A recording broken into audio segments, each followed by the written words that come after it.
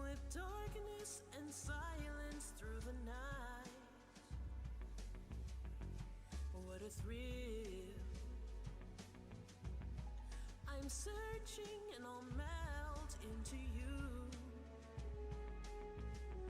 What a fear in my heart, but you're so supreme. I give my life, not for honor, but for you. In my time, there'll be no one else who rhyme. It's the way I've lied to you. I'm still in a dream, snake eater. Some days you go through the rain. Some days you feed on a tree frog. It's ordeal, the trial to survive. For the day we see new light, I give my life, not for honor, but for you. In my time, there'll be no one else who rhyme. It's the way I've lied to you. I'm still in a dream, snake eater.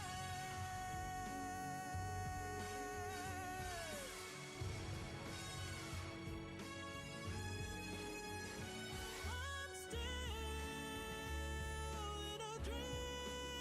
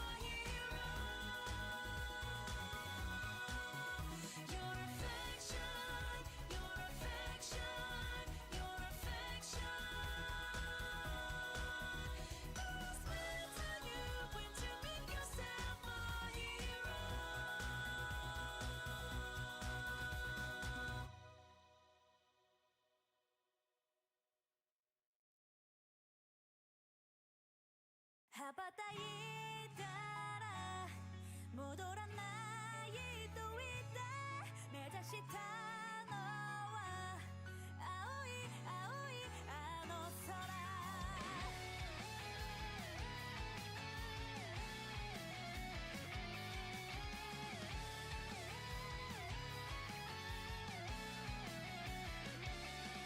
悲しみはまだ覚えられず切なさは今掴み始めたあなたへ飛び出この感情も今言葉に変わってく未知なる世界の夢から目覚めてこの羽を広げ飛び立つ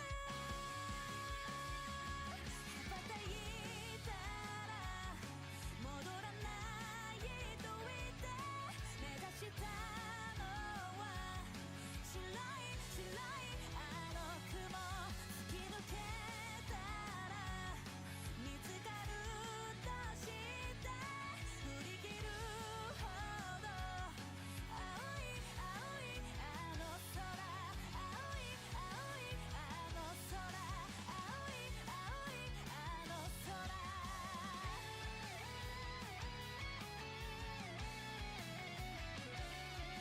愛想をつけたような音で錆びれた古い窓は壊れた見飽きた家具はほら捨ててゆく振り返ることはもうない高鳴る鼓動に呼吸を預けてこの窓を切って飛び立つ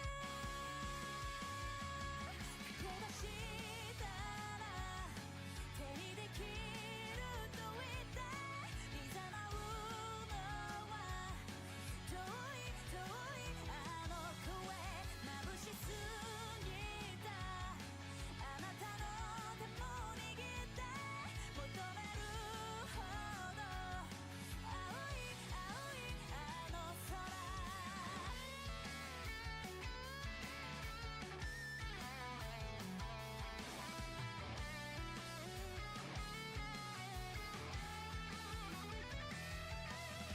落ちていくと分かっていたそれでも光を追い続けていくよ羽ばたいたら戻らないと言って探したのは白い白いあの雲突き抜けたら見つかるとして振り切るほど青い青いあの空青い青いあの空青い青いあの空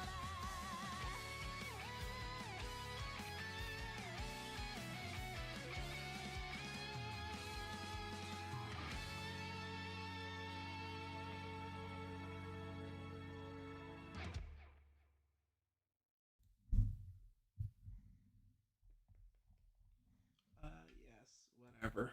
Whatever intro, who cares? Yes, whatever. Whatever. DSP stream today? No. No stream, no DSP stream next week either, because we're doing it on the 2nd, because it's right after his big burst stream or whatever he's calling it. Oh, he's so lame. Hey DA and BG, in correct order. Correct order. Welcome home, Naruto. Mark time? Absolutely not. Good day, everyone. What has been Mark? What has been Mark? We haven't done this in a while. We've lost it. Time for some scam no jutsu? Absolutely not. Yo. Calling games. I was hoping for more triggered stupidity and dumb artists naively agreeing with them. Oh well, maybe next time. Yeah, the vote was close. The vote was very close. But this one edged it out. Thoughts on the latest One Piece chapters? Interesting. People need to stop saying Usopp's gonna die. That's not altogether an It's not an impossibility. Unjustified opinion. It's not an impossibility, but I think it's an improbability. Yes. What's wrong, man? Did your investment in the Citizen Hell stock dip? DSP needs more chakra support for his big no jutsu. Hey DA and BG, wrong order. Yep. All right. I think that's everybody. Yep. What's up, Million? Victor Greymount, Gabo, Nami the Goat, One Piece and My Hero Academia fanboy, Carlo, Racketeering Rat, Furious Hope, and Raven Feather. Yeah. So we did this like a month ago, maybe. I don't think it was that long, though it might have been. Oh, just 2 weeks ago. Crazy bar. Look at that. Crazy bar. It was like a year ago. What are you talking about? Scam. Yeah, okay. What's the scam? Mike and I played a game we hadn't played in a while, and we thought it had been like 2 or 3 months. It was 5 months. So time with me. time is just like, oh, I don't know. Yeah, so we are back talking about You Have Been Lied To About Naruto. I went back a little bit from when we initially stopped, but of course. Did you like or did you see the video debunking every argument against Naruto by the Fire Link Conspiracy? It's been linked to a couple of times in the Discord, including by you. If you check the comments, your boy is there. Oh no! Oh no! Oh no! It was not a fruitful discussion. In the video or in the comment section? In the comments. I only saw one part because that was all I was interested in, just to see how what his thoughts were. I was just like, ooh. Is it revisited worthy? It's very long. It's very synopsis-y. He talks quite slow. Go to the video. Whatever. It's loosey goosey. It's Naruto adjacent. It's fine. It's whatever. We're here. We out here. What's it called? Debunking every argument against Naruto.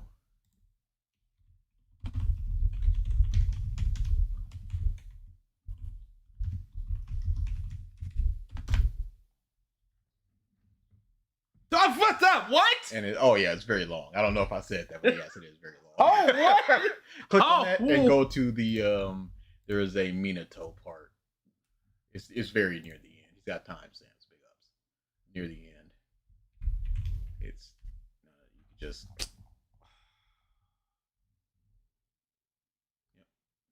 it's about multiple reasons. Kushina's pregnancy was hidden to the public. Pause. Go back. Timestamps are a little wonky. Yep, that's good. It saw itself as an incarnation of hatred. People should have known Naruto was Minato's son. Completely justified opinion. Yes. I don't know how you debunk people. Yeah, let's not speed it up. He's got an accent and it's only about a minute. It's fine. In the QB, with extreme secrecy for multiple reasons. Kushina's pregnancy was hidden to the public.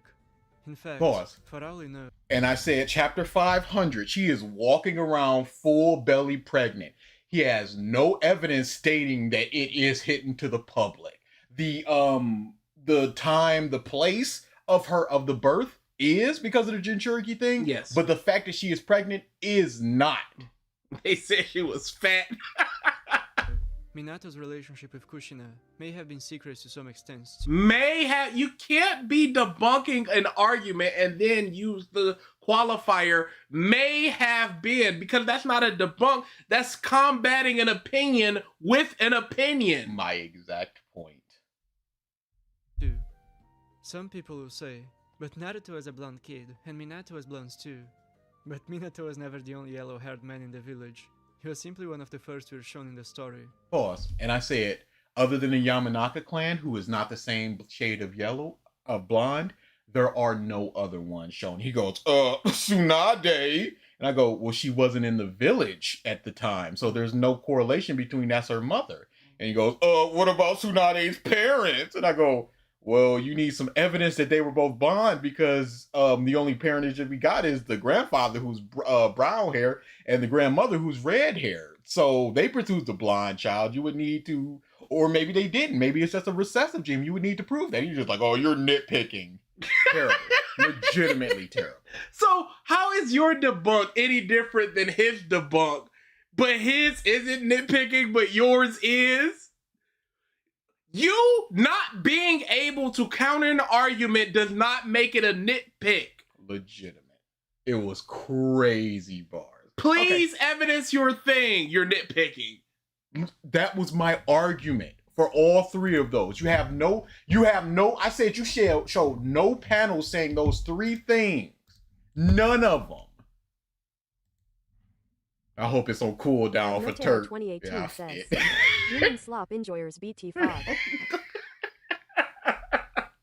Oh yeah, so we're back to this one, Kumo Bear. The actual video. We must stay focused, brothers. We must stay. This is the part where people say, oh, Naruto was destined to do this. He's the reincarnation of Ninja Jesus. It's unfair. Now, I've already established that the point of Naruto wasn't that he was an underdog who had to work hard. So really this... We've already established beforehand, one of the points was, at some point, you could say, the point is when they beat you over the head with it. What y'all think of the new seasons of The Boys? There was a moment in the newest episode that just made me go, wait, what? Mm-hmm. No, it's not good. There's a lot of issues. The end of the first episode, I'm like, why should I even care? The Kimiko thing itself is just like, well, this just was not needed. Oh, but she just learned makes it from worse. TikTok, and it just literally makes it worse. Yeah. Incarnation thing shouldn't be a problem. But even if Naruto was about hard work, this still wouldn't go against that idea. You know, I do gotta... So it's cool to say it's not about this, but even if it was about this, it still gets the dub. It can't lose. That's not true, stupid. But if it was, it'd be cool. So why not just combat it as if it's true to just shut it down completely? Give it to Kishi. Maybe we'll get a little boys discussion after this is over. Maybe. We literally just started Dawn. Like, we've gotten through 30 seconds, maybe. Kishimoto, because he really made it apparent that some against that idea. You know, I do gotta give it to Kishimoto, because he really made it apparent that some people just can't fucking read. And I'm not talking about... How can you give it to Kishimoto because of other people's lack of media literacy? And that's always such a base whatever thing. The story can't be bad. Yes. It is simply that you're not reading. You're not understanding. Your lack of understanding is why you think it's bad. Because if you did understand, you did understand that it is good. It's the same thing with just like the people that are smart enough with blah, blah, blah. And it's like, well, you're just trying to qualify it with this thing you think is bad is only bad because you're stupid. And if hundreds to thousands of people misinterpret it so much, so often in the same way, maybe it's the text fault for not properly. This is some strange dick writing. Absolutely. Reading between the lines or media literacy. No. Reading between the lines. Okay. If you're talking about subtext, you're talking about potentially interpretation if that is not the authorial intent. Let's hear what you believe is the meaning between the lines of the hard work, since it's not contradicting. And keep in mind, this is the correct way to interpret it. Yes. The only way. Because everybody else is not reading it properly. You figured it out. You cracked the code amongst all these other people. Incredible way to think. No, some of y'all are just blind. Because here's the thing, Naruto being a reincarnation of Ashura does not make him destined to do or be anything. It gives him a better standing point. It doesn't matter if he's destined to, because kids born with silver spoons in their mouths that start on third base or whatever they say could flame out and end up homeless because they're a douchebag. There's been so many lottery ticket winners that are just like 143 million, this garbage collector, and then a year later it's like he's back to collecting garbage. There was somebody that was like, he took the annual payment, and every year he'd throw a big dinner with it that was something like $30,000 of his $430,000 he was getting. So you're basically hitting like 5% of your payout on a dinner day one. At MF_Curry says, his reading comprehension argument is the same as AOT fans defending the terrible ending, saying you aren't reading it right, or reading comprehension of people hating it are bad. Yeah, no, that's It's an easy way to just completely denigrate people without actually addressing the argument. And dismissing the argument itself. Yes, it's just you guys are the problem. Moving on. Yeah, because if you truly understood, you see this isn't a problem. So the only problem here has to be you, your intelligence, or your lack of comprehension. Hashirama isn't the only reincarnation before Naruto. It's explained to us that Ashura and Indra were reincarnated continuously through millennium, over and over again, and yet we don't know any of them.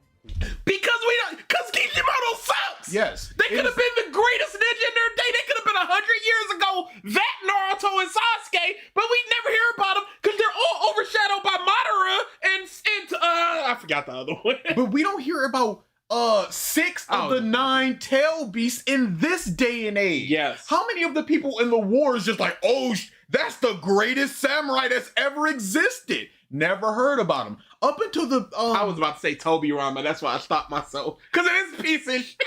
Best Kage. Up until the 5 Kage Summit, we've never heard of samurai in this world right here and now. So it's not a thing of, oh, we don't hear about any of the other reincarnations, so they probably aren't that good. Yes. It's simply that Kishimoto ain't about writing that. Yes. We Everyone. haven't seen Sakura's parents in the manga. It was in a movie. That's not a thing. That's not it. We would have heard about these people if they were so great. Well, if everyone is a 2 and they're a 7, they're great, but they're not living up to the 9s and 10s.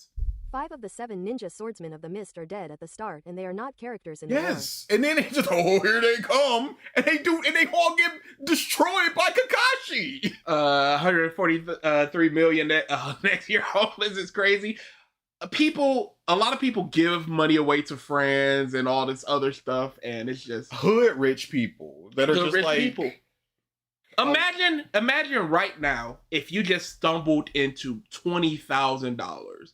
There's a very good chance you go, let me go get a new $6,000 PC. Well, you've just eaten up a third of that money you've gotten right now. Now, you know, if you've never taken a vacation and you come into $100 million, you're like, let me blow $2 million on this vacation. I'm gonna go to like 5 locations I've always wanted to go to. I don't need to worry about money. I can rent the most expensive mansion there for a week or 2 weeks.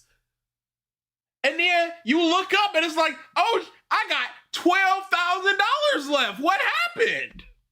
Taxes.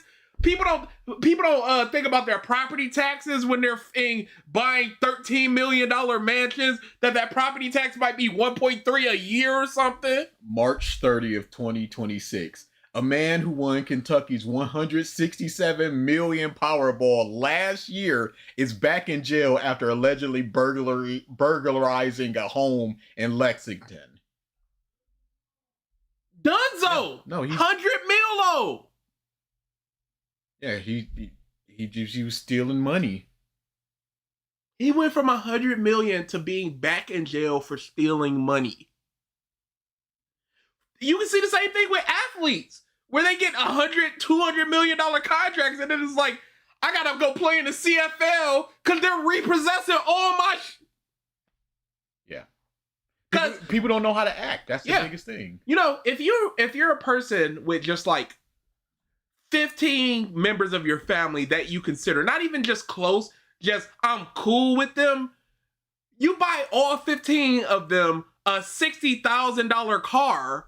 You're talking about over $500,000, $750,000 on cars day one for your people. Not to mention if you buy them houses, if you furnish theirs, if you just give them a little stipend every now and then. Here's $50K for you every year or something. You gotta give them taxes on that $50K, and then you gotta keep up the insurance on the Lamborghini that you bought, which is astronomical. No, it's all bad. Why? Well, because they weren't notable. They weren't special and didn't do anything. No, you have no evidence to say that they're not special, so you can't say that with pure definitive. You can't disprove people going, they're not reading between the lines by going, I think. 90% of the clans in Naruto is never expanded on. Boy! Why does one focus on shadows and another on wolves? How many members are there? What is the culture or society? Who cares? There are so many different Nara clan members. We saw them all doing the shadow possession in the war. Mm-hmm. We know 2 of them. Come on. We don't know the history. Like, how much of the history do we know of the continents outside the land of fire? We know minute things about these other places. There are less than 10 notable Uchiha members. We don't know how Hashirama died. He's not a good storyteller. And you say there's less than 10 notable Uchiha who are the most broken mothers that have ever been broken. There's like 4 Uzumakis that are notable. The Rinnegan users aren't notable, quote unquote. We know nothing about Minato's entire family. Brothers, uncles, parents, nothing. This isn't that they wouldn't be notable or whatever. If they were notable, we'd hear about them. No. Simply that's wrong. Because, again, we didn't hear about the Great Samurai Clan and all this until the final arc. But they're supposedly a big deal. Kishimoto's a lazy bum. Again in their lives, because being a reincarnation doesn't mean you're going to be special. Naruto and Sasuke are not special. If Naruto... That is just a falsity. Yeah. They can both do extraordinary things no one else can do. Again, Kakashi is one of the most notable... It's genuinely funny that the most notable geopolitical issue in Naruto is in regards to Naruto's emo crush. And Kakashi was one of the most notable ninja in their village and around the world, because they're like, holy that's Kakashi of 1,000 jutsu, because he has an eye from a Uchiha. An eye! really was destined to do anything, the war would not have ended up like it did, and Sasuke would have joined Madara's side. No, what? Because if they were destined to... No, what you're going is, they were destined to be the alignment they were before, which is not the same thing as they were destined for greatness, because they are great. In fact, they're so great that people mock Sakura for saying, I can stand next to y'all. When she's busted. She's strong as... But she's not a god. She's not like them.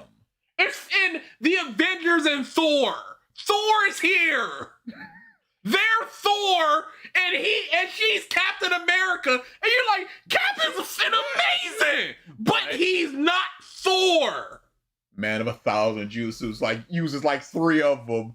He legitimately won one legit fight in all of Naruto proper, if you're not counting the bums that rocked up in a Konoha Crush, or the two Chunin Poison brothers that Sasuke was beating. Yeah, no, those he would have died to Zabuza.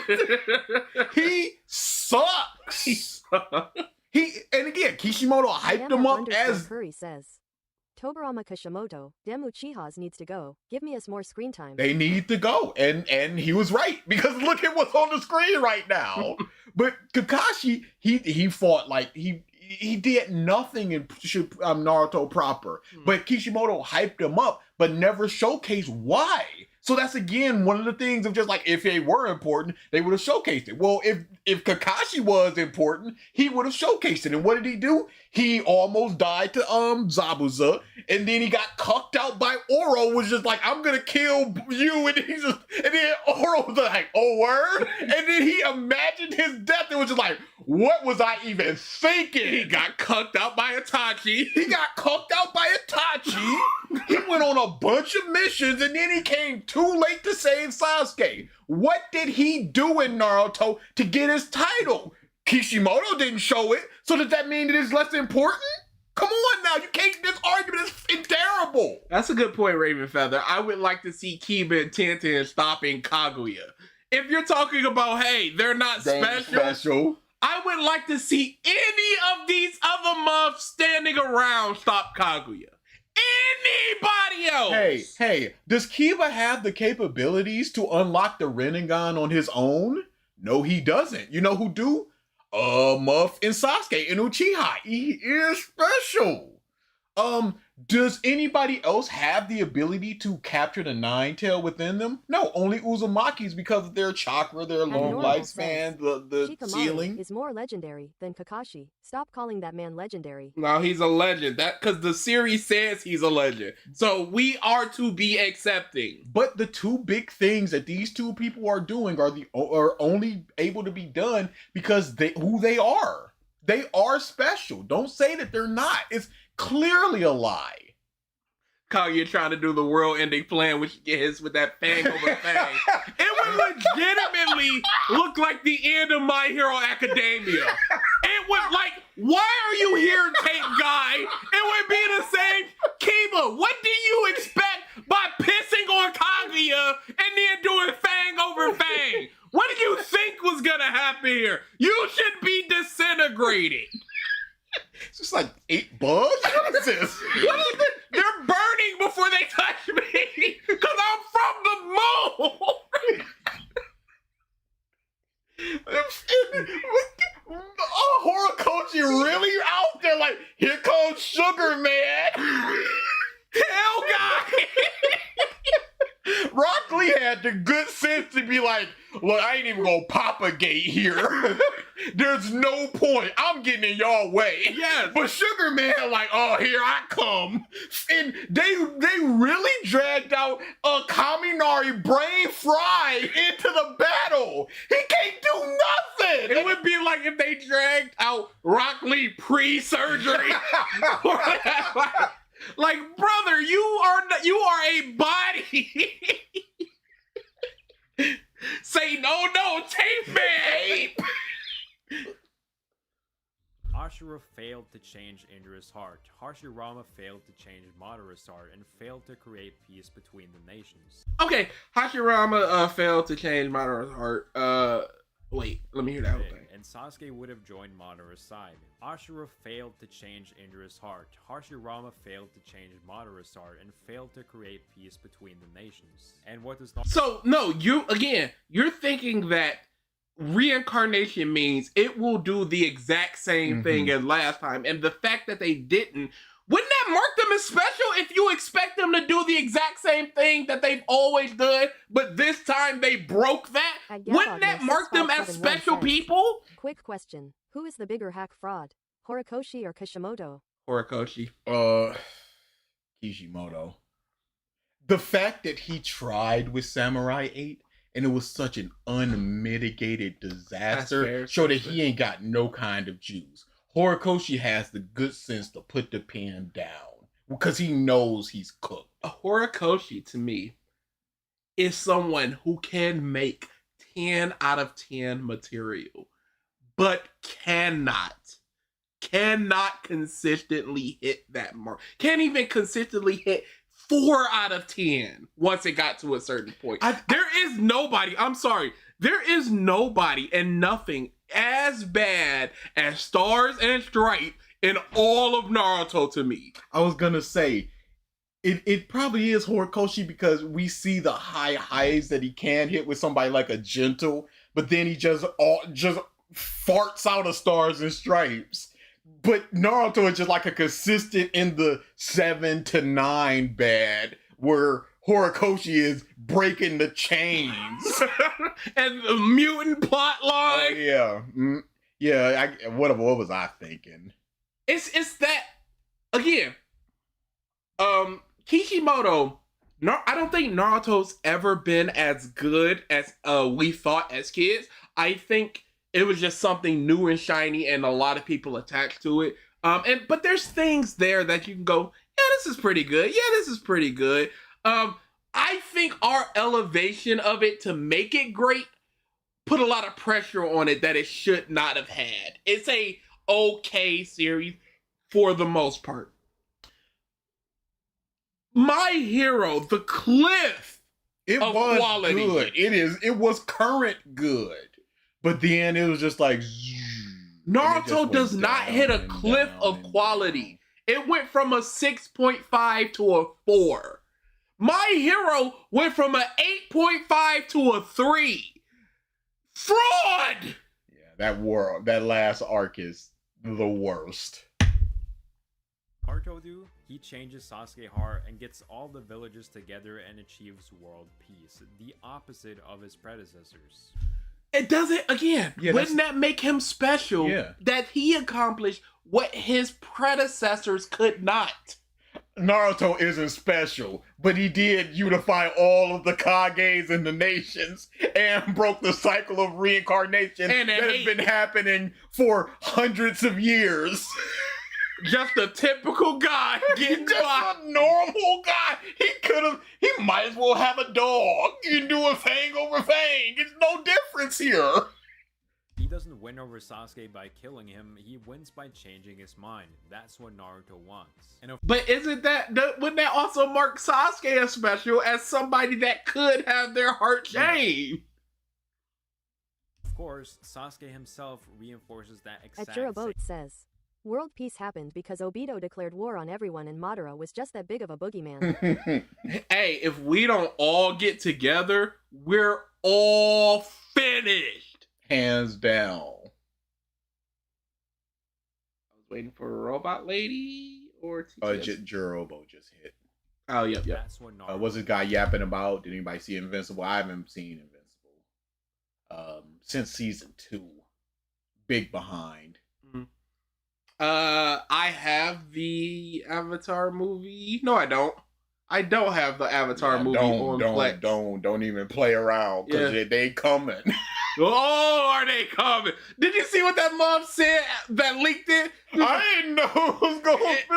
It's not coming to theaters, so I ain't think it was a big problem. I just put out the movie 6 months ahead of when it was supposed to. What? What are you?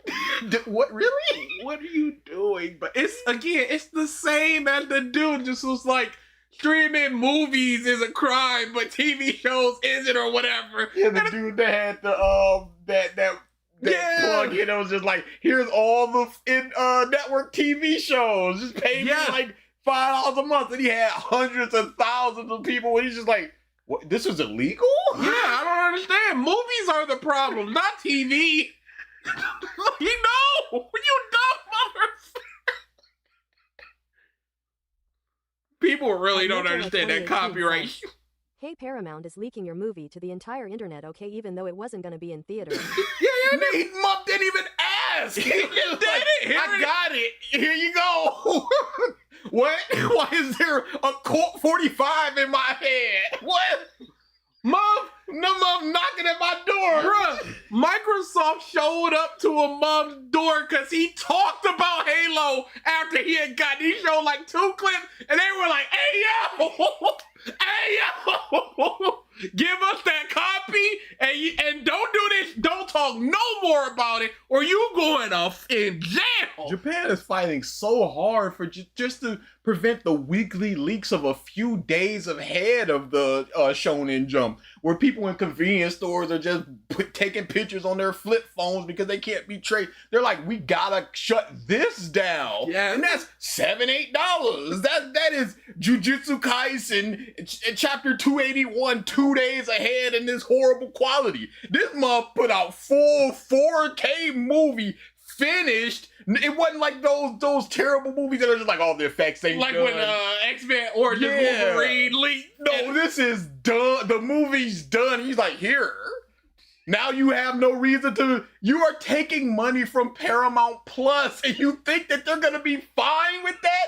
That was some 100,000 people that would have signed up for that 1 month, watched the movie, and then pieced out or forgot to cancel it. And then you got to have recurring money for a couple months until they remembered. But you taking money from them, and you like, what's the issue? Yeah, I don't see the issue because it's not coming to theaters. That's the only thing that matters. Blood and generational debt. Oh yeah, no. His children will be paying Paramount.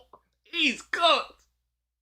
And of course, Sasuke himself reinforces that exact same thing. If Sasuke was destined to be like his predecessors, he would have just been evil like... No, you're misconstruing destiny and reincarnation. It's not, they were never destined to have the fate of their reincarnation. Says, if it was Nintendo, they'd have a bounty of a Yonko out for him. No, Nintendo would have had a helicopter out of their window on that day. They'd have looked outside just like, Oh, they propelling in? What? Oh yeah, the mummy without the sound when Tom Cruise would just scream. "Ah! Ah! Ah!" And not like that. Like the sound effects of the fire isn't missing. No, it is a complete movie. Again, he would have joined Madara. They're both the reincarnation of the same person, so they should have ended up on the same path. But No, you're This is a terrible point. After this dude's lambasting people talking about they don't read and read between the lines and all this crap. He talking about this? He thinks that you have to follow the same path simply because you're a reincarnation of that thing. Sasuke not only rejects Madara, he becomes a good guy at the end after having his heart changed by Naruto. Instead of doing everything alone and relying everything on his own strength, he chooses to believe in the powers of others. Again, this is literally concrete proof that Naruto and Sasuke are not special. How did you come to that conclusion after saying how they broke the cycle of reincarnation? They are the reincarnation of these things, but they're not following the same path that the others did. In his opinion, these dudes are defying destiny by breaking the cycle of reincarnation that's been going on for generations, but the conclusion that he's come to is that they're not special. How did he come to that conclusion? I see this man isn't a bum. He's under the fraudulent Genjutsu. All these people in the shot he never interacts with. Yes, Sasuke, good friend, Shoshi and Shika. I don't think he said 3 words to Shika. We're looking back at My Hero Academia and their old chapters. 6571 says, words on the street that THS story for the new Avatar movie is really bad and is just another case of Demon Slayer where it is all style, no substance. I've heard the comparison of it is like the Korra writers trying to write for Avatar season 1. You know, take that for what it will. I'm not gonna watch it. I was never even gonna watch it to begin with because I'm a big guy of just like I like my voice actors, and these guys are completely different. And I'm like, no, not me. He hasn't played Bayonetta, maybe his favorite series of all time in terms of video game. Borderlands.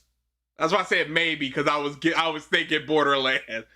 Second favorite then because the voice actors thing. How many people in class 1 or 2? 21 or 22? 20?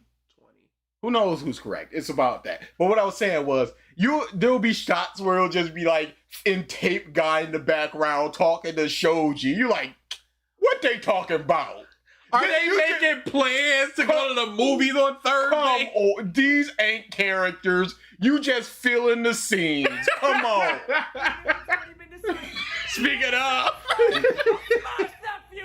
Hey, Deku, shut up, you nerd! Also remember, even if you watch it now, watch it again in October in Seven Havens. The moment can either break the Avatar series or bring it back to life. Watch the movie. Thank you for the super chat, Overlord. Here's the problem so much with that. If people think the content is bad, but they're forced to engage with it in order to keep the property going, does that incentivize the people making it to go, this is the direction we should be heading in because we're getting a lot of people watching this content?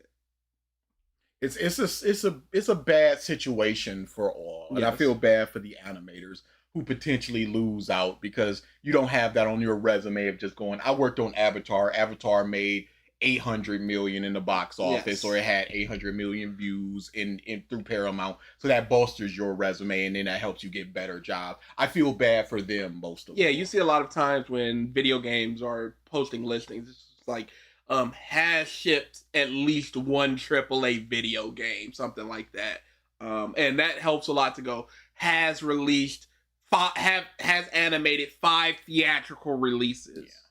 Shut up, Million. Shut up. Borderlands is great. We ain't watching. Yeah, I'm not gonna, because I'm not excited about the movie either. So I'm not gonna be like, hey, everybody watch it. It's weird that they're trying to milk it now of all time. Seems very random. Yeah, they've got this Avatar. They've got the TV show Avatar. They've got the new After the Korra Avatar. And they also got the game. It's probably a cross promotion thing. Says, everyone read Astro Royale. No. I mean, you can burn through that mug in an afternoon, 50-some chapters. It's a stinker.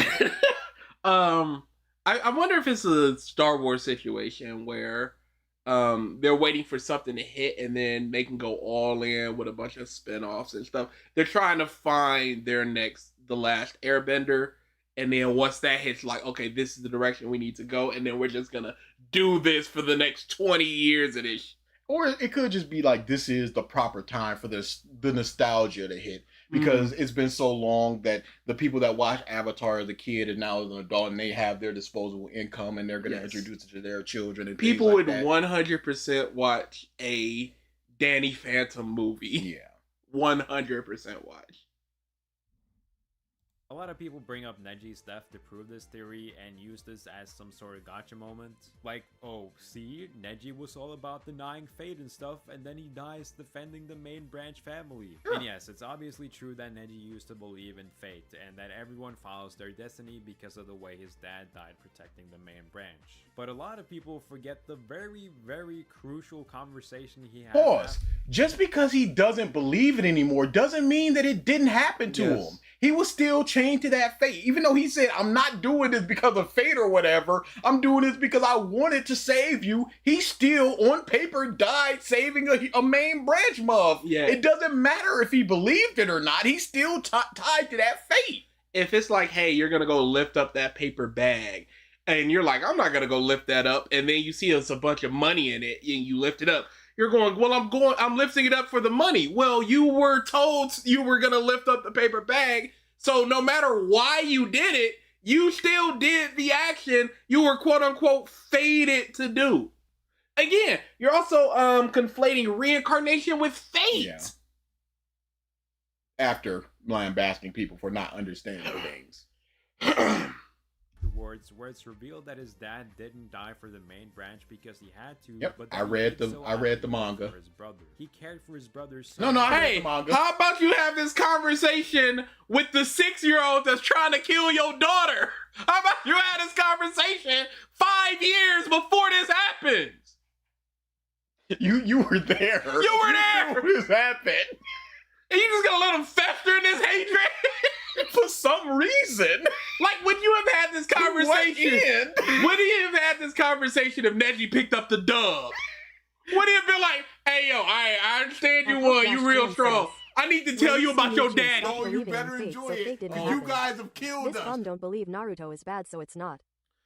Well, you see, Neji stopped believing in fate, so fate didn't happen. This bum don't believe in Naruto is bad, so it's not. Why didn't the third Hokage stop this nonsense? Because he's a terrible Hokage. He's a horrible Hokage. He's a really bad Hokage. It needs to be stated. Like, I don't even give a about the placements of Hokage. He's a real bad Hokage. Like 1, 2, 4, 5, 6. I don't give a shit. Remember the time Neji didn't fight his dad in the war? I'm not gonna act like I'm a god. It's legitimately like, this is the closing of his arc, especially when you know you're gonna kill the month in 13 chapters. Yes. Let him have a moment. Let him have that conversation. He is so rightly due. He, for some reason, needed to close the loop on Team Ino Shikacho with Asuma, but didn't think about Neji and his daddy when his daddy came back and fought his brother? He thought about closing the loop on Gata and his daddy, but that was apparently an issue. Neji ain't gish. Neji ain't gish, but a spike in his back. It's terrible. That he sacrificed his life for him. Even though he didn't have to, he chose to do so. This is what makes Neji stop believing in destiny. And At Love One Piece Forever 8203 says, what do you think about the latest One Piece chapter? We already talked about it. It's good stuff. Yeah, it's good stuff. He's menacing enough that it feels like a threat. Yes, feels very final bossish. Same way, just like his dad, Neji sacrifices himself not out of obligation or because he's forced to do so, but out of love for Hinata and Naruto. The fate of the side branch is to die for the main branch. Yes. The choice does not factor in if they still do the fate. You are not defying your fate. You are playing into it. You're just doing it by your own means, with your choice to engage in fate. You think that you're defying fate by engaging in fate. Curious. Like, fate, it's not like fate's like, they must die, but only because I say so. Because he cares about them. He didn't die as a servant of destiny, he died protecting the people he cared about. Which was his destiny to do so. Yes. So, again, Ultimately, it's all perspective. I feel like we've sped this up. Ultimately, it's all perspective, but y'all can't read. So I'm going to give you my perspective, and I'm not going to say it is right or wrong or whatever, but you can't read. You but read who knows? Who knows? It might all just be perspective. You can't have them both. Isn't that the Nuktaku of like fate matters, it doesn't matter, who cares? Fate exists, it doesn't exist, who cares if it exists? That's an early point, boy. I think it was just 1.10. Because I saw we had like 16 minutes left. That's flat 0. Oh, did I? Yeah. Did I? I'm doing too much. Of destiny, he died At protecting Racketeering Grot says, Oh, it's weirdly comical about how so many characters low-key instigate their own conflicts. yeah, it's you dug the hole and then you jumped through it like, how do I get out of this hole? It's like you must. Everything I've said until this point is from an objective standpoint. Excellent pool. Ultimately, it's all perspective. Like I said, Rock Lee is the embodiment of hard work and believing in yourself and never giving up. But also, just like Naruto, he is someone that turns weaknesses into strengths. As he realized he did— No, he never caught a dub. There is no strength for this man. In fact, he's not even the greatest taijutsu person right now. In his beginnings. Sasuke rocked up. He beat Sasuke and Naruto. And then, within the month, Sasuke was cliffing him. Sasuke got his speed. And he was just crippled. Like, what the fuck? How did he do that? You were already irrelevant a month after losing. Didn't have any skill whatsoever in ninjutsu or genjutsu. He didn't give up on his dream completely. He said, okay, if I can only use taijutsu, then I'll just become the best taijutsu user. You know, despite the fact that— And he didn't. That's the worst part. I completely disagree with all the claims I've brought up thus far. There are criticisms about Naruto I find myself agreeing with to certain extents. But here's the thing though, as much as I can agree with some of them, some people take very small issues and act like the whole story is trash because of it. Like for example, a common criticism is that the story At Hero Scumbag Ravenfeather says, Neji, you are not following fate. Naruto, you are not following fate. We are following fate together. Yeah, go back a little bit. Yeah, the whole fake thing, it's not really a thing that I necessarily care about. I care about the Naruto's past, the side characters and everything. If you're going to have that criticism, yeah, you can absolutely have that criticism, but defend it correctly, because it's very difficult to do so, because the mob did die in the way that he was supposed to. Story is trash because of it. Like for example, a common criticism is that the story stopped focusing on its side characters. This is a pretty common— well. That's what I said. Thing for a lot of shonen anime and manga. Pause. Irrelevant. Obvious reasons. The Avatar thing is just one big mishandling after another mishandling. These Aang movies were supposed to come out in 2021, but now we're going to get a Korra movie after a Zuko movie and a Kyoshi movie. Yeah, it's very stupid the way they're going about everything. Thank you for the Super Chat Overlord. And I don't know what the solution is at that point. The fact that they just went changing the voices to satisfy people who are just like culturally correct to have Aang be played by an Asian person.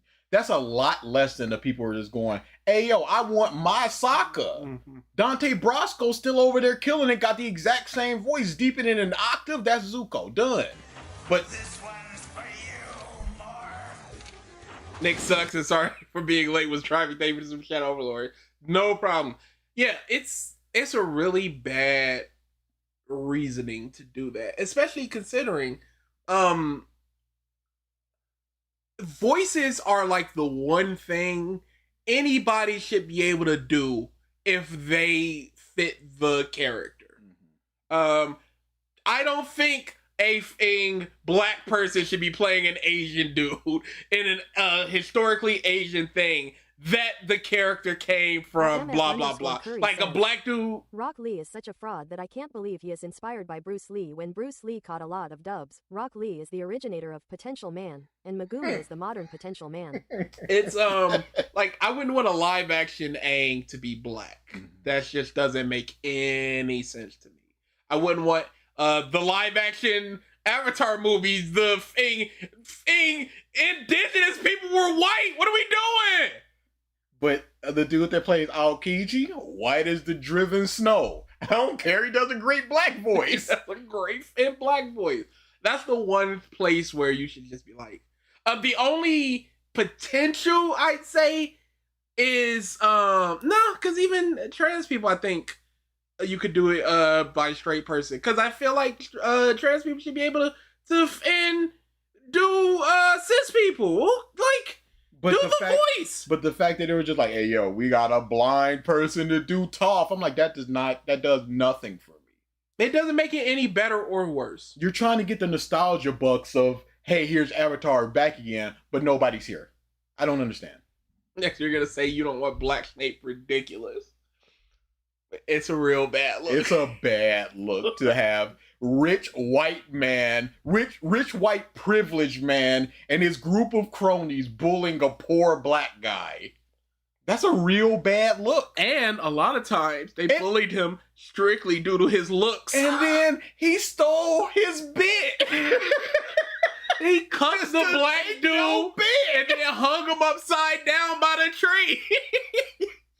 It's a really bad look. That's all. But at the same time, people get super mad when black people voice a character with just slightly darker skin. Because I remember the voice actress of Miracle Gush and the voice actress of Nagatoro Gush. It's like, this character isn't black, she's tan! She's Japanese! It's that whole thing is just like, everybody just shut up. Play Simpsons, y'all taking away Muff, and Cleveland Browns now has to be voiced by a black guy. I'm like, no, he doesn't. He doesn't. Imagine like Linda from Bob's Burger being voiced by a dude. I mean, by a woman. Like, her and Tina are in dudes, and they're great. Mark's Chainsaw Man video is egregious, by the way. I don't deny that. I don't think that it wouldn't be, because Mark is Mark, and Mark is in his punished phase, but he got kids to feed, so we got to pump out some content. So sometimes, hey yo, a video just a video. We can't escape from this mother. Where does he come from? What, Mark? I'm gonna say this: if you think ProZD D-list voice actor can change the industry with words he did not even say, I got nothing for you. Dragon Ball and Bleach. And I agree. I do think it's a shame that Rock Lee didn't get to do a single thing in all of Shippuden when he was one of the most important side characters in part 1. Pause. One of the most important side characters, he fought a guy in fair combat and lost. There were no stakes there other than wanting to become a Chunin, which that was not Gada's intention. And then he stalled Kimimaro until he was saved. He was not one of the most important side characters in Naruto. Don't lie like that. Video audio's kind of low. I wish you would have told me that before. Really jarring because we're introduced to a character that is super important and prominent in the story, and then all of a sudden they completely stop participating in it. But on the other hand, I don't think Pause. He is not super important and prominent. He rocked up. He's prominent. But he rocked up in the tuning exams, beat Naruto and Naruto and Sasuke, rocked up in the forest and got beat by Sound Man, beat by Gada, did push-ups in surgery, back with Kimimaro, lost, nothing. He's not super important. He doesn't help the plot or push it forward or anything. He's just a fan favorite. And that doesn't correlate to him being important. At Overlord Silverheartains says, A black guy voiced Samurai Jack. Also friendly reminder, Harry didn't like Snape just by looking at him. Yeah. HBO didn't think about the implications of that. The Also, Black Hermione implications. and Draco will be fun. The implications. mudblood. The implications. A person of color going, hey, this slavery is bad. Them going, everybody going, they like being slaves. Who are you to say that it's bad? Well, it looks down at R. Shut Corey! Nope. Corey. No. Corey, you basically one smart at this point. Really jarring because we're introduced to a character that is super important and prominent in the story, and then all of a sudden they completely stop participating in it. But on the other hand, I don't think this is necessarily a terrible thing, because if those side characters stop getting focused on, new characters needs to get focused on instead. And if those new characters are actually good, then I don't really see that much of a problem. Like, Because the good characters we had before are no longer here. Yes.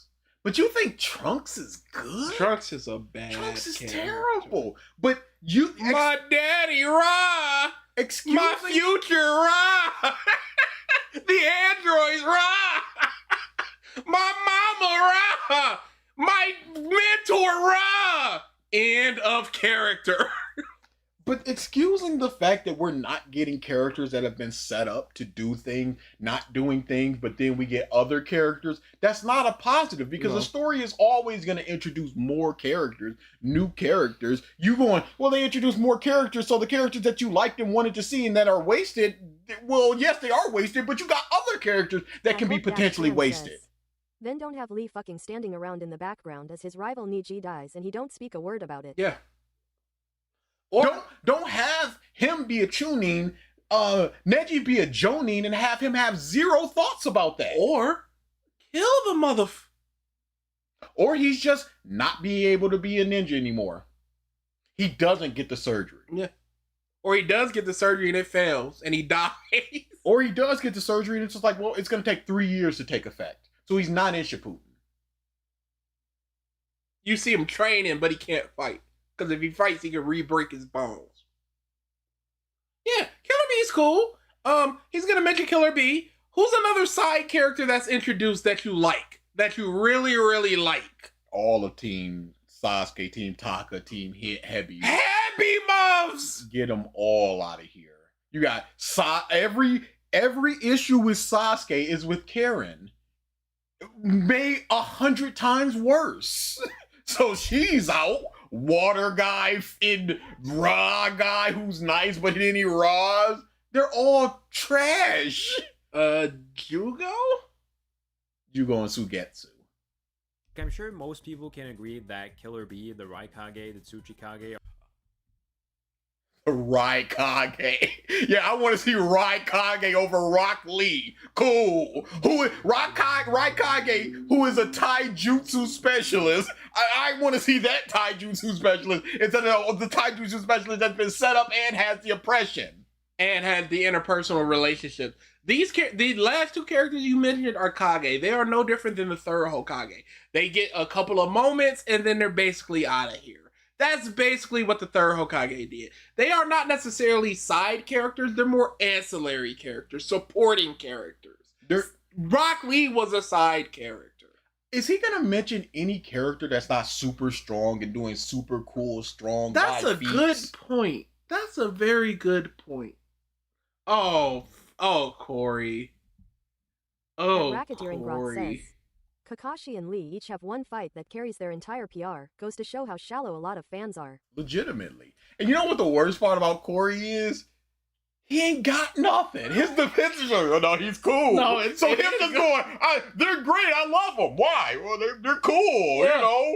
Big sword. They're awesome. He's got Zabuza's sword, and I hear that can't be beat, so shut the fuck. Phew.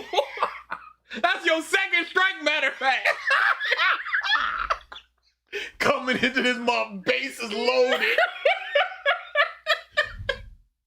are all pretty solid characters. I wouldn't say any of them are bad. They're pretty solid characters. The characters introduced in the penultimate arc, essentially, are the best characters you could think of. And then- Not the in 100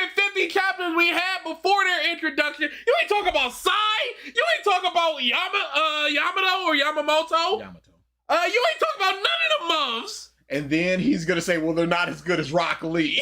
So your point of we got other characters who are all right and not as good as the character that I would like, but we still got more. Killer Bee, the Raikage, the Tsuchikage are all pretty solid characters. I wouldn't say any of them are better than Rock Lee, but I would definitely say they're all better than like Kiba, Ino, Tenten. You know why they're better than them? Because they got nothing! Tenten got nothing! Ino basically got nothing until the final arc! Denigrating good side characters by saying they're better than bad side characters, but not as good as the best side characters. Or a better side character. It's not the argument that you think that this is. Hey, there's good, there's trash, and there's amazing. Well, we're not getting amazing, but we're not getting trash, so we should be fine with the good. It's like, well, why can't we have the amazing? Well, we can't. So because we gotta have the good.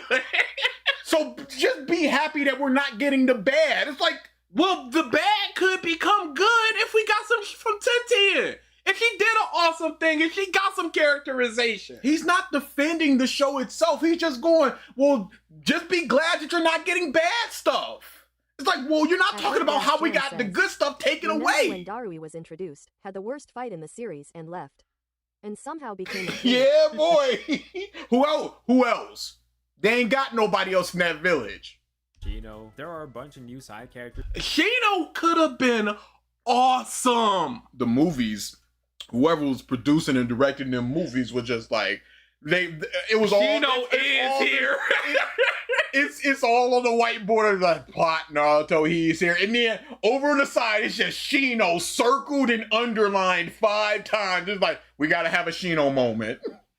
Shino on the side of the beach, there's a big ship, and it's like, how are we gonna get the big ship? It's just like, it's already been done.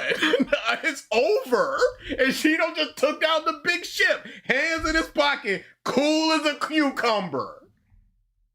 Introduced all the time that I think are all great, and it's not like all the old ones completely disappear. Shikamaru and Gaara. Pause. Yeah, there's more good ones, and then the good ones don't even disappear. You're just saying all this stuff to cover up this bad thing that you said you disagree with. Yes. You said that, yeah, I agree the side characters are pushed off to the side. Just leave it as that. Don't be like, well, we don't get the bad characters, and the good characters still get. No, just be like, hey, yo, y'all right. Done. Hey, you were talking about Dragon Ball and the side characters there. Krillin was doing stuff up until the Boo arc. Yes. Until the final arc, he had multiple instances of basically being the main character for a while. But all he's doing here is going, yeah, the side character thing in Naruto is a 1. I agree with everybody. But when you look at it, it's actually like a 3 or a 4. No, just leave it as that 1. Don't defend it. Move on. Oh, Simon says, Borked whatevs. What can I do? I always sigh when Sai is on screen. Oh, I want to time him for that. Granny Shio was introduced and killed in the same arc. Do your spot and get the out.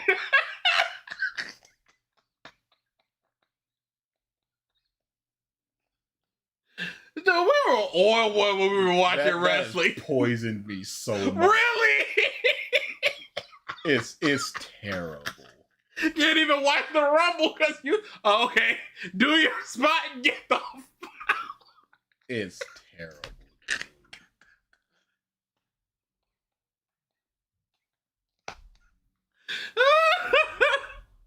Get an arc each completely dedicated to them, and they keep getting the spotlight later in the story. The only ones I really don't think work that well is Sasuke's squad, mostly because they never really amount to much or have much to do in the story, and also Sasuke. They have a lot to do in the story. They don't amount to much because they're not characters. Yeah. And I think it's really bad when Shippuden is structured around, let's say, conservatively 30% around them. They get a lot of screen time. Same thing with Sai here. He gets a lot of screen time. So you're even with the, hey, the good character's still here, but it's just like, well, there's still also new characters that are introduced. So how about we prop up the old bad characters to become good instead of introducing new bad? And Yamato. To be honest, I like Yamato. I think he's pretty solid and consistently written. And Sai, while I don't Pause. really... no character traits about Yeah. Yamato. What Nothing was that he he liked saying? about I him. like You've Yamato been because lied he's solid to. and consistently written. That's crazy. I like him because he's pretty solid and pretty consistently written. I could never describe a character I like that. I hated that Sai was compared to Sasuke. He has his own personality. Ino gets together with him. Why? Because he looks like Sasuke. Yeah. They all need kids, so he's got to be with somebody, and Ino got to be with somebody. Yeah, so why not them? Since Ino can't be with Sasuke, why not him? But this video is about debunking all of the lies about Naruto, and this point about Yamato is That is not what this video is it? You've been lied to, not debunking them. it's kind of in a way. This is the general thought about the issues with Naruto, and therefore here's my opinions on them.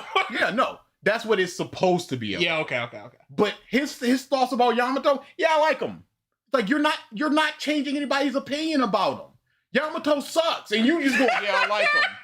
That's not doing anything for me. That's not doing anything with the discourse or the discussion around Yamato. You've said nothing by going, I like him, and he's consistently written. Cool guy. What would you? That muff is pure filler character. Hashirama Coded. Like, what would you think the discussion would be if you talked to somebody and they said, why do you like Yamamoto? And you went, hey, cause he's cool. And I'm not even cool because he's solid and pretty consistently written. What do you think their response should be to you to get more information out of you? Or what can they counter with that? Yamato, by the way. But I keep saying Yamamoto. Oh, Bleach. Once Kakashi came back, he's basically nothing. He was a wood farm at the end of the series for the war arc. He ain't do nothing but make Zetsus. Friendly reminder. Shikamaru's best episode, his grief, breakdown, and talk with his Filler. father after Asuma dead, was filler, not in the manga. Filler. Crazy bars. And Sai, while I don't really like him, I do think he is a pretty good character, particularly in the arc where he gets introduced. The issue is more so like it was with Cool! Sasuke. You said so much. You've changed my opinion on Sai by saying he's a cool character and he did stuff, and not mentioning what the stuff is or how it was good. You're really changing the world. You're really changing Naruto discussion. Playing a gripe. Let's just flag his video right now, because this is the new Naruto video. Crazy bars. Team, while they originally get a lot of attention and focus, that focus just kind of stops at one point. I mean, Sai literally... Hey, You're kind of like Rock Lee, huh? Kind of like most of the side characters from part 1, huh? It's kind of like Kishimoto got a track that he's on, and he introduces a muff and that has a purpose, and he's like, your purpose has been fulfilled. Off to the side with you. See you later. Bye. Hope you make that final arc. does nothing in the story after this. He Pause. The Tsuchikage, what does he do? He stops Madara's meteor, and he's like, hey, good job. But what about the second one, though? You got a plan for that? That's how little he cared. He rocked up to 5 Kage and just went, all right, I made a bunch of clones. You want them to use Susanoo or not? That's how power clip. What makes Tsuchikage cool? What Raikage was there getting destroyed by Madara. Is him writing friendship on the scroll and placing it under the window, so him meeting up with them looks like his art. Sure. I don't remember that. That's why I said sure.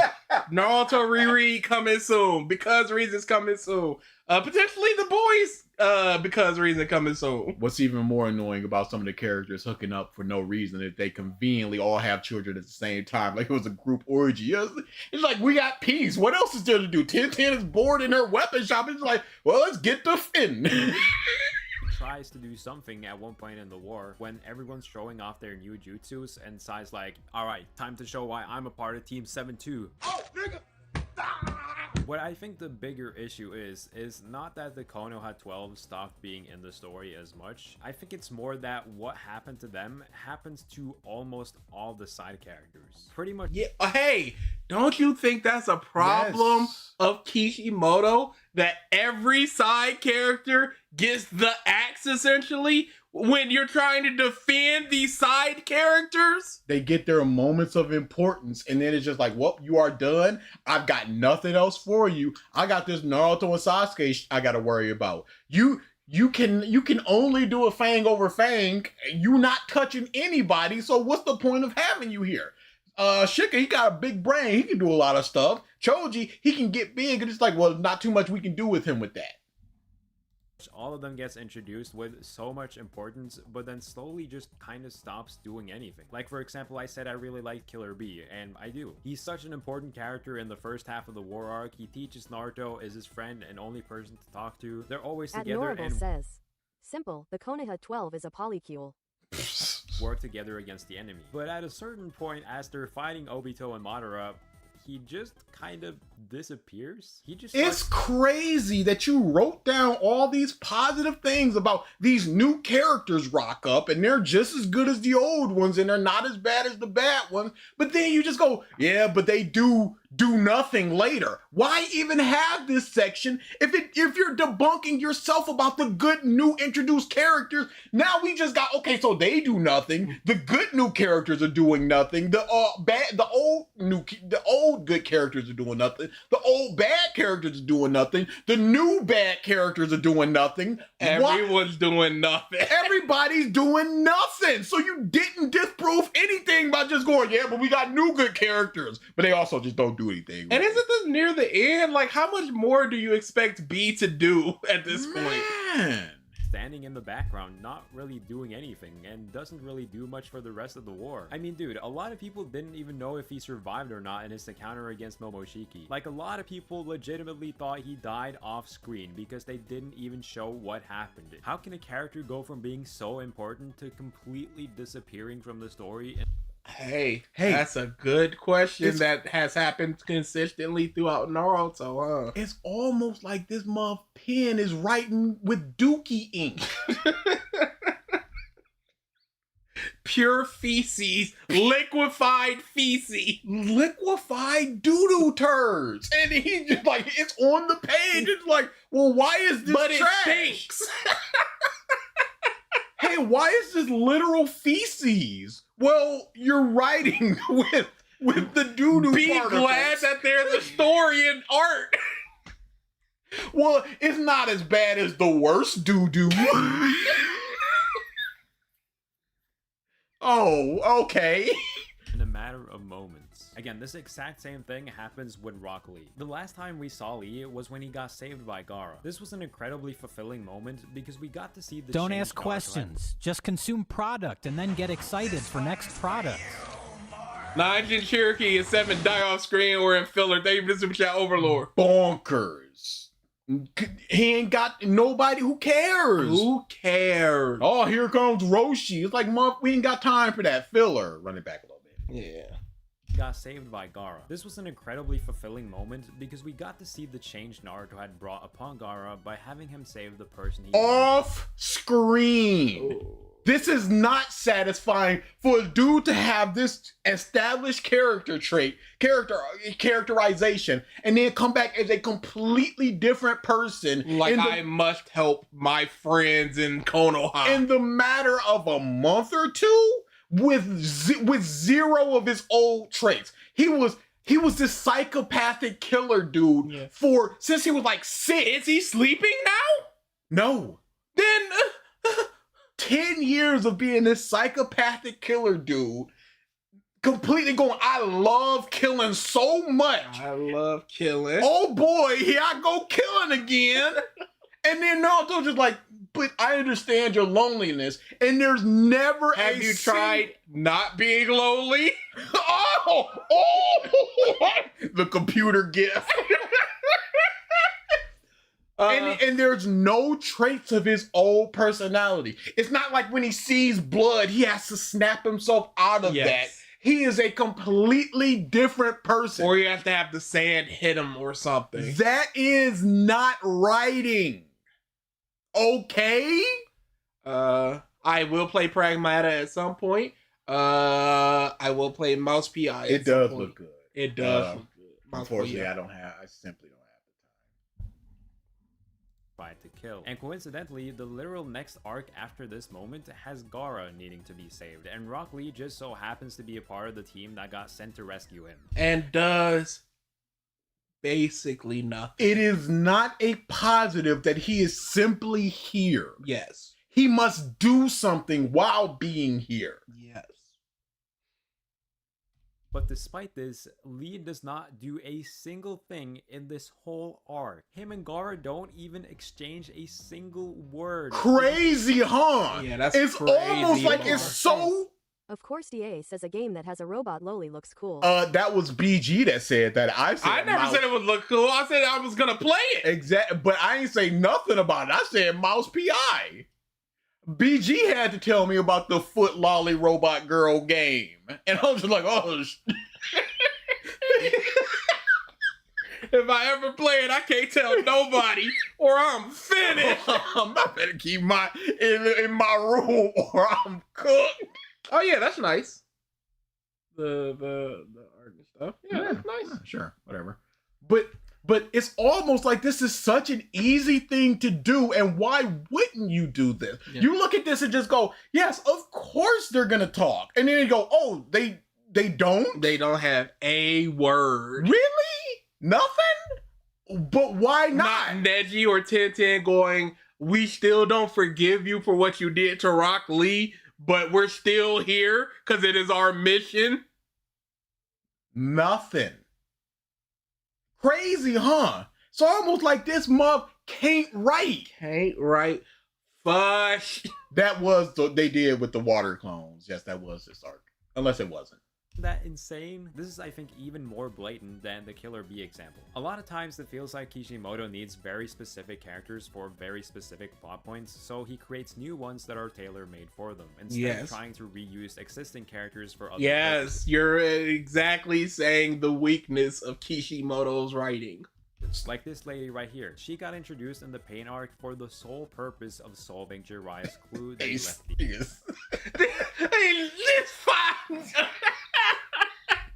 behind. Even though Shikamaru is right there. And after it's solved, we never see her again. Bottom line is that I think that's totally fine. You've got a code cracker, and this is the only time we see a code. Just because you're a biologist doesn't mean that you're great at astronomy. Lee, that bone guy sure died of ninja AIDS in front of us. Hagara. Yeah, that sure did happen, huh? Well, how's your leg doing, buddy? You cool? we straight or? So you need some socks or something? I see you walking. That's good. In the Sand Village, we got a ritual of forgiveness. Should I perform that now, or is that not your customs? I don't. What do y'all do here? You can start by saying sorry, but I'm not sorry. So I can lie to you. That was a different me. New month, new me. When you bring up this my arm and my leg, you kicked me pretty hard. That hurt. I don't hear no creaking, nothing. Sound like you doing good. I don't know. You might be stronger than ever. Maybe you should thank me. How about that? You know what? No ritual of forgiveness. Ritual of gratitude. I'm gonna teach you how to do that, and then you do it for me. Oh, well, maybe we let him die. This guy sucks. I ain't talking to him if he ever dies and gets revived. How you guys think about the Avatar movie leak? We had a whole discussion about it. You're gonna have to go back to it after the stream is done. It was pretty long.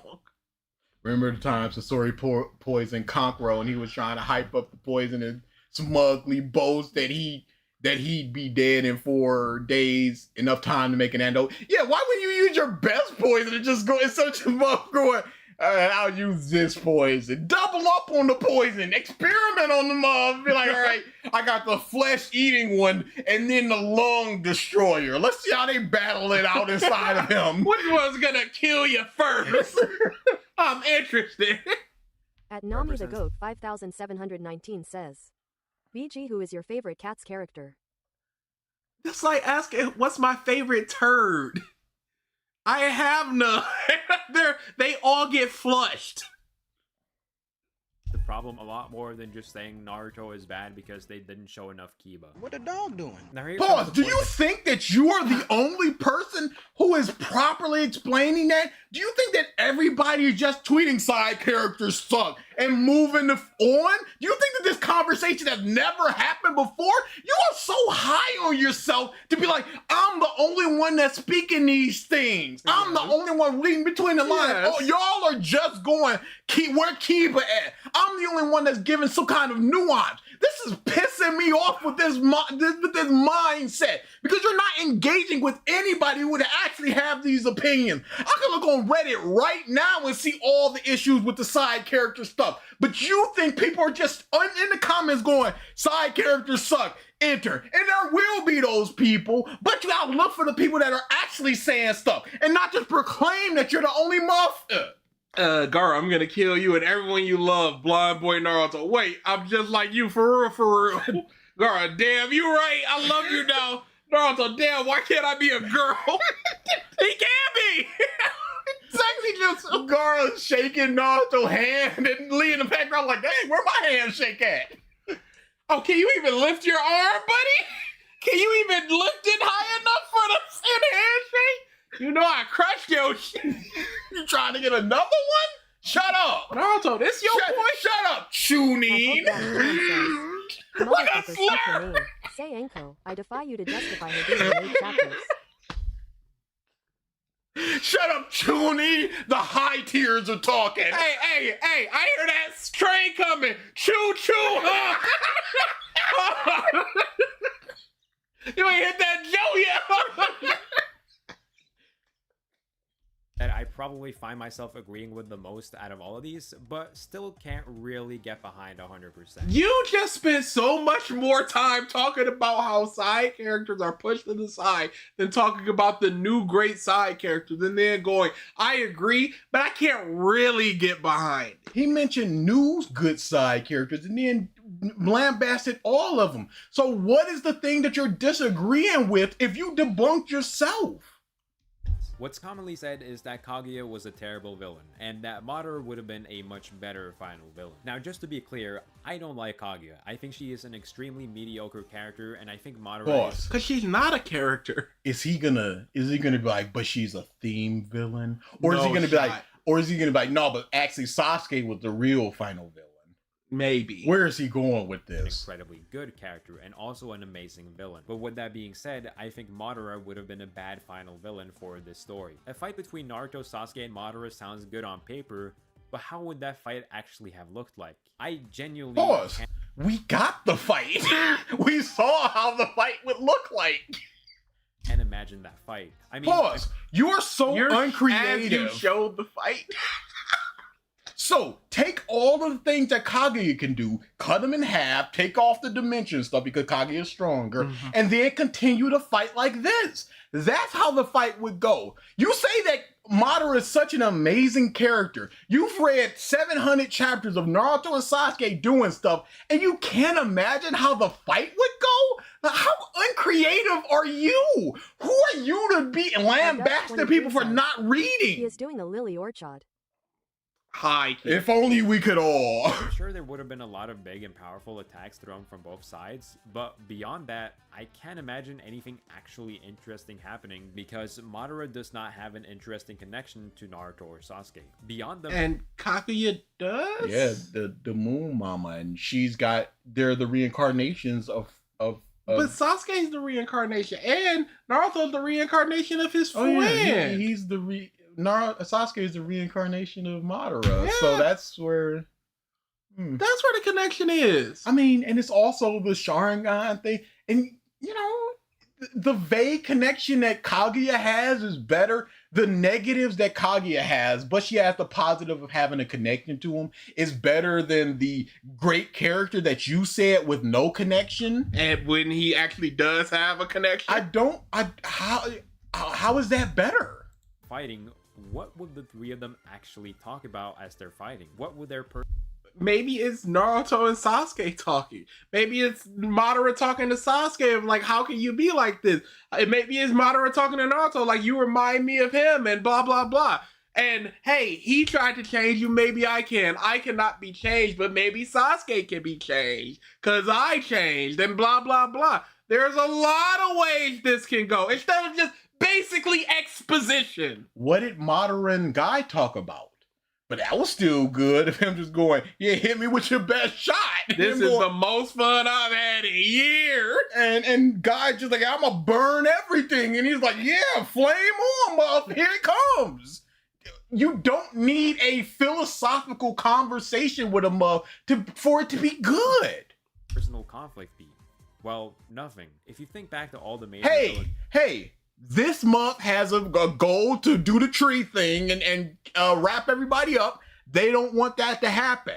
So he can be like, here are all the positives for this. Everybody will be cool. There will be no harm, no strife, no death, no nothing. He's just like, yeah, but you're taking away our destiny, our fate, our reincarnation. It's all interchangeable, you see. Yeah, it's a whole that all thing means the same thing. As Yeah, Marvel says, you could argue that Madara is Naruto and Sasuke worst attributes if you want to theme it up. Yeah, you can do a lot with this. But to just completely dismiss it as, well, they ain't got nothing to talk about, so the fight can't be good. Hey, don't you think that's on Kishimoto for propping this dude up? When you got the Obito and it's like, well, Obito, he's the catalyst for Madara, and then just like, well, now that's a Kakashi thing. You were the mother Kishimoto that roped this dude in this position. And he's like, well, he's good, but he's not good to fight.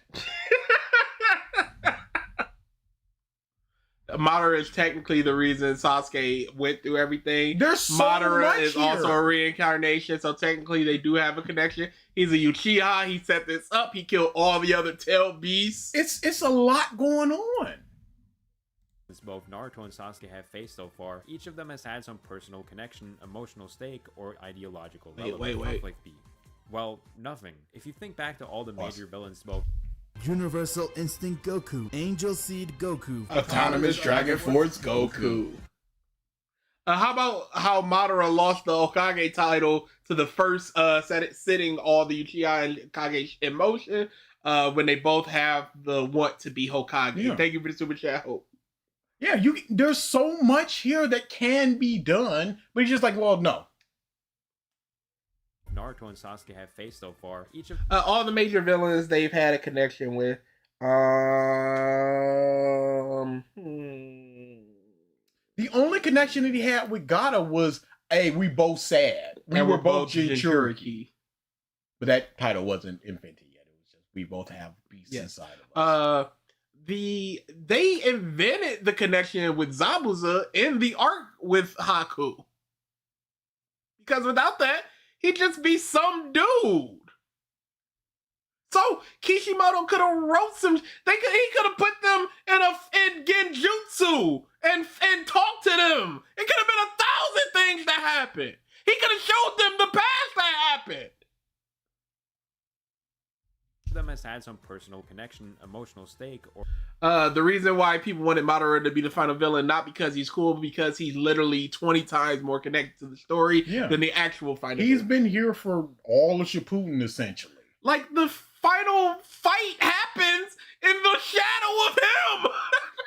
Yeah, the war was just like, hey, I'm Madara. I'm just like, all right, we got to connect because Madara's back and we know who he is. Or ideological relevance. I could talk for a long time about the thoughts Naruto had about Obito and how they were the exact same but made completely different choices. I could talk about how Naruto's existence... One story to tell. Because that is exactly what happened with Gata. I hope you recognize this video creator who I don't remember. Kumo Bear.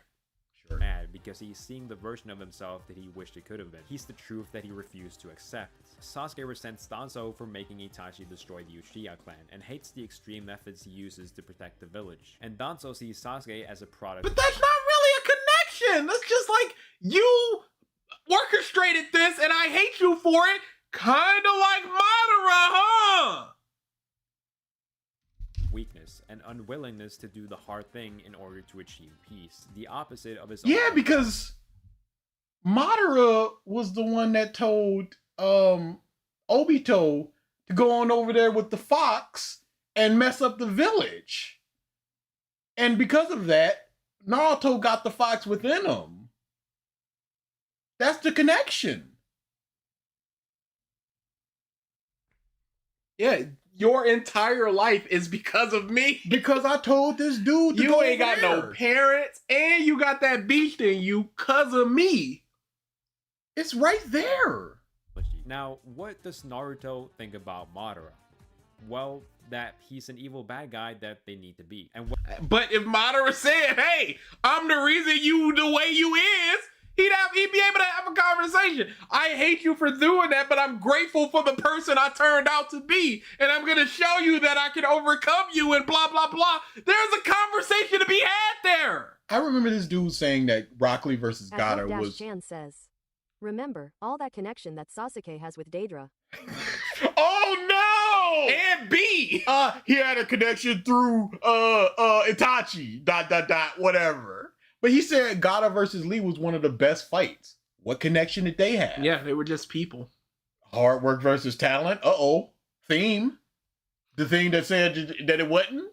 So things can be good without having that connection. Yes. Madara, I am you, you are me, and Naruto is my BFF, and the girl is the bee that took my BFF, and Kakashi is that guy, and we all had a wet thought about Sasuke. You lost the plot completely. Yeah, we on a completely... I don't know what you talking about up there. I'm just trying to Chidori you. That's what Naruto thinks about Kaguya as well. He just thinks she's a bad person. He don't give about he is a reincarnation. what does Madara think about Naruto? That he's an annoying brat that he needs to get rid of once and for all. Throughout the story, has Naruto, the main character, ever had a meaningful or interesting interaction with Madara? And happy ended with Kaguya! Come on, guys! Hey, if Moff and Kishimoto can't write an interesting conversation between them, that is a fault on Kishimoto. A writer should be able Not to the fans that want him to be the final villain. If a writer can't take two characters and make you interested in the conversation, they fail to make interesting characters and interesting dialogue. So it's on them for not, it's on Kishimoto for not making that connection. I ask again, what would this fight actually look like? The only thing that would happen is that they would fight for a while, then they would eventually beat him, and, well, that's it. We just had a fight between my guy and Madara, which is easily one of the best in the whole series, and I can say for 100% certain that it's way better than Naruto and Sasuke versus... It's one of the best in the series, but they had nothing to talk about. It's just a fight. So this can be one of the best things in the series with nothing to... This dude is terrible! This thing is awesome with no connection, but this thing isn't awesome because I don't know what the connection could be. Big awesome thing happened and it's one of the best in the series. But this where there's the potential for three people to do three big awesome things for a lot of time, there's no way that this can be good because they ain't talking about anything. You know, this could have been one of the best fights in the series if this fight was done better. That's, again, another fault of Kishimoto. Holy crap. Madara would ever be. Now, I'm all for Naruto and Sasuke teaming up to fight a strong opponent. I'm a sucker for that. I mean, I think their fight against Momoshiki is... I'm a sucker for this thing, but it's not, there's no way that it's not engaging. Because Madara had no connection. This happened after the Madara thing, and you're praising it. So this could have just been Naruto. This supplant this person with Naruto. I mean, with Madara, and change the powers around a bit. Of course. What's the difference between the fights? One of the best in all of Naruto. This is exactly the type of fan I'm glad I'm not. Afro Senju is a very popular creator. From what I've seen, he is this. Yeah, this hype beast does nothing for me. Does nothing to see anybody else do it. Oh yeah, this Kaguya part. This is where the issues start, Corey. Yeah. 30 minutes into the video. We got 7 minutes left. But this Kaguya part, I start to disagree with. Man, you. Number 3, yeah. He out. You out. You out because reasons. You out. We 2 months from it and you out. But why does that fight work? It works because it shows the younger generation, Boruto, just how strong and capable the older generation actually is. No, you can't! You can't say the only reason this works is because the younger generation gets to see how cool the older generation is, because you can just see the people around Naruto and Sasuke see how strong But they Naruto are. is the result of all Madara's actions. The first married in Uzumaki. The reincarnation. Naruto has the fox because of his plan. Sasuke being the result of the second fear of Amadra. No, but it's boring and there's nothing that they can talk about. And gives them a whole new understanding and respect for them. And These people on the battlefield are watching the next Hokage, the next pillar of all the hope that's gonna unite all of the months and villages, and that's not good enough to be to get a new respect. Yeah, that's not equal to one person going, dang, he cooking. Hey, they strong over there. I don't know. Importantly, it works because we have known the villain they are fighting for only a few hours, and isn't the final villain of a 700 chapter long story. And I get it, people just want to see a cool and epic fight, and I do too, but Naruto is more to me than just that. In a very famous interview, Kishimoto said that Madara was so strong that he didn't know how Naruto and Sasuke were gonna beat him, so he took him out of the story to introduce a different villain. The only problem is that this quote isn't true. Kishimoto never said this, and there is no source that proves he said this. It's simply a rumor that spread way too far. And even if this was true, it doesn't make any sense. Why would he take out said villain that is too strong only to introduce one that is even stronger? Naruto and Sasuke were able they have a clear way to defeat her with the ceiling thing. They had no clear way to defeat Madara. They would need to overpower him in that case. to defeat Kaguya because even though she was really strong, she was emotionally unstable and acted irrationally due to the betrayal of her son. Pause. That was not the reason why they beat her though. So there's no point in talking about that. Reinforces what I was just talking about, because Madara does not have any weaknesses like this. At this point in his life, Madara is just an evil bad guy. There would have been no emotional conflict, only a physical one. There's no... says, Arlong, do you know what makes Fishman different than humans? Luffy knows. There's no emotional connection on Naruto and Sasuke's part, only the villain to them. There's at least some connection otherworldly for both Naruto and Sasuke for Madara. And that doesn't always need to be an emotional connection. Sometimes Kakashi just fighting Hidan. That just happens. Kakashi's fighting Deidara. Kakashi's fighting the Seven Swordsmen of the Mist. Who are legendary, of course. So sometimes it's just a fight, and then in the fight you learn things about people, and you care because either they're strong or the ideologies clashing. Whatever the case may be, you can do that. Straightforward fight between the three would have been safe, boring, and uneventful. But that's only if it were to be a straightforward fight. There are other ways to deal with this altercation. Some of you just said you don't know how to make this interesting. And they're going, here's how you make it interesting. This is a really bad idea. Really bad. He's suggesting for Naruto to talk no jutsu Madara as well and have him change his mind and regret his actions, but that wouldn't work either. First of all, that wouldn't be very satisfying, as we've already seen Hashirama do the same thing, only for Madara to become that's the evil. thing. You don't, like I said, also keep in mind obvious reasons. So Raw Fist could beat Madara, why not Sakura? That would have been nice. Yeah, all three of them fighting, that would have been nice. And then Sakura would have had a thing. It could have been very much like the Black Clover Cave fight where, like, we gotta get Sakura close enough to him to punch him. And you can have the Kakashi double Mangekyo Sharingan. Just like, well, you've manipulated this person all of your life, but you never got to him. He's still a good guy, and I'm proof of that. Here comes my Susanoo based on his eyes and his ability. It could have been Team 7 versus Madara. They started together, they end together. Seeing Naruto do the exact same thing again, especially when he's so similar to Hashirama, just wouldn't be satisfying. But then, it would have been satisfying if he tried and Madara just got more mad and started making mistakes based off of it. Says, so Madara can be talk no jutsu, but Obito can? Somehow Obito is the cool guy. Thank you, Naruto. The coolest. Importantly, Naruto's talk no jutsu, like I said before, is used on people who are similar to him. He doesn't use it on every villain in the whole show, like some people may give the impression of, like Kakuzu or Orochimaru. Naruto is not similar to Madara at all, not in any way. but someone who is similar is Sasuke. What could have been interesting is if for a change, Sasuke was the one to change the villain's hearts. I mean, it makes a lot more sense for Sasuke. So Did they change Kaguya's heart? So you have a way to make this interesting, and therefore Kaguya shouldn't be here. Naruto has changed Sasuke, and now Sasuke is gonna change Madara.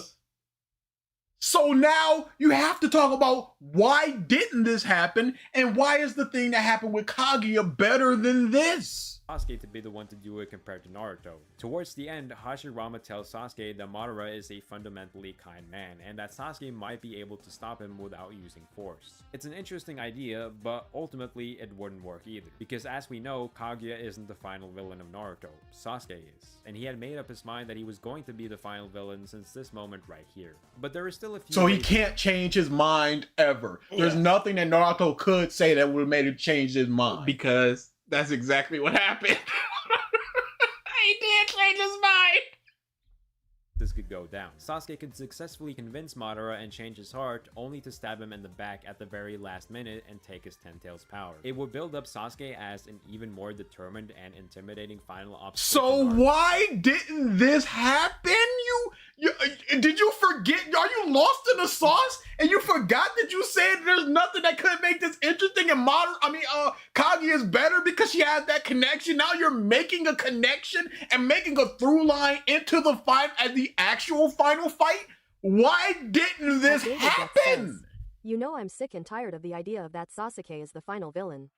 It feels like a cop-out for people that don't want to acknowledge how bad the final villain really is. Truly. The true final villain is the theme.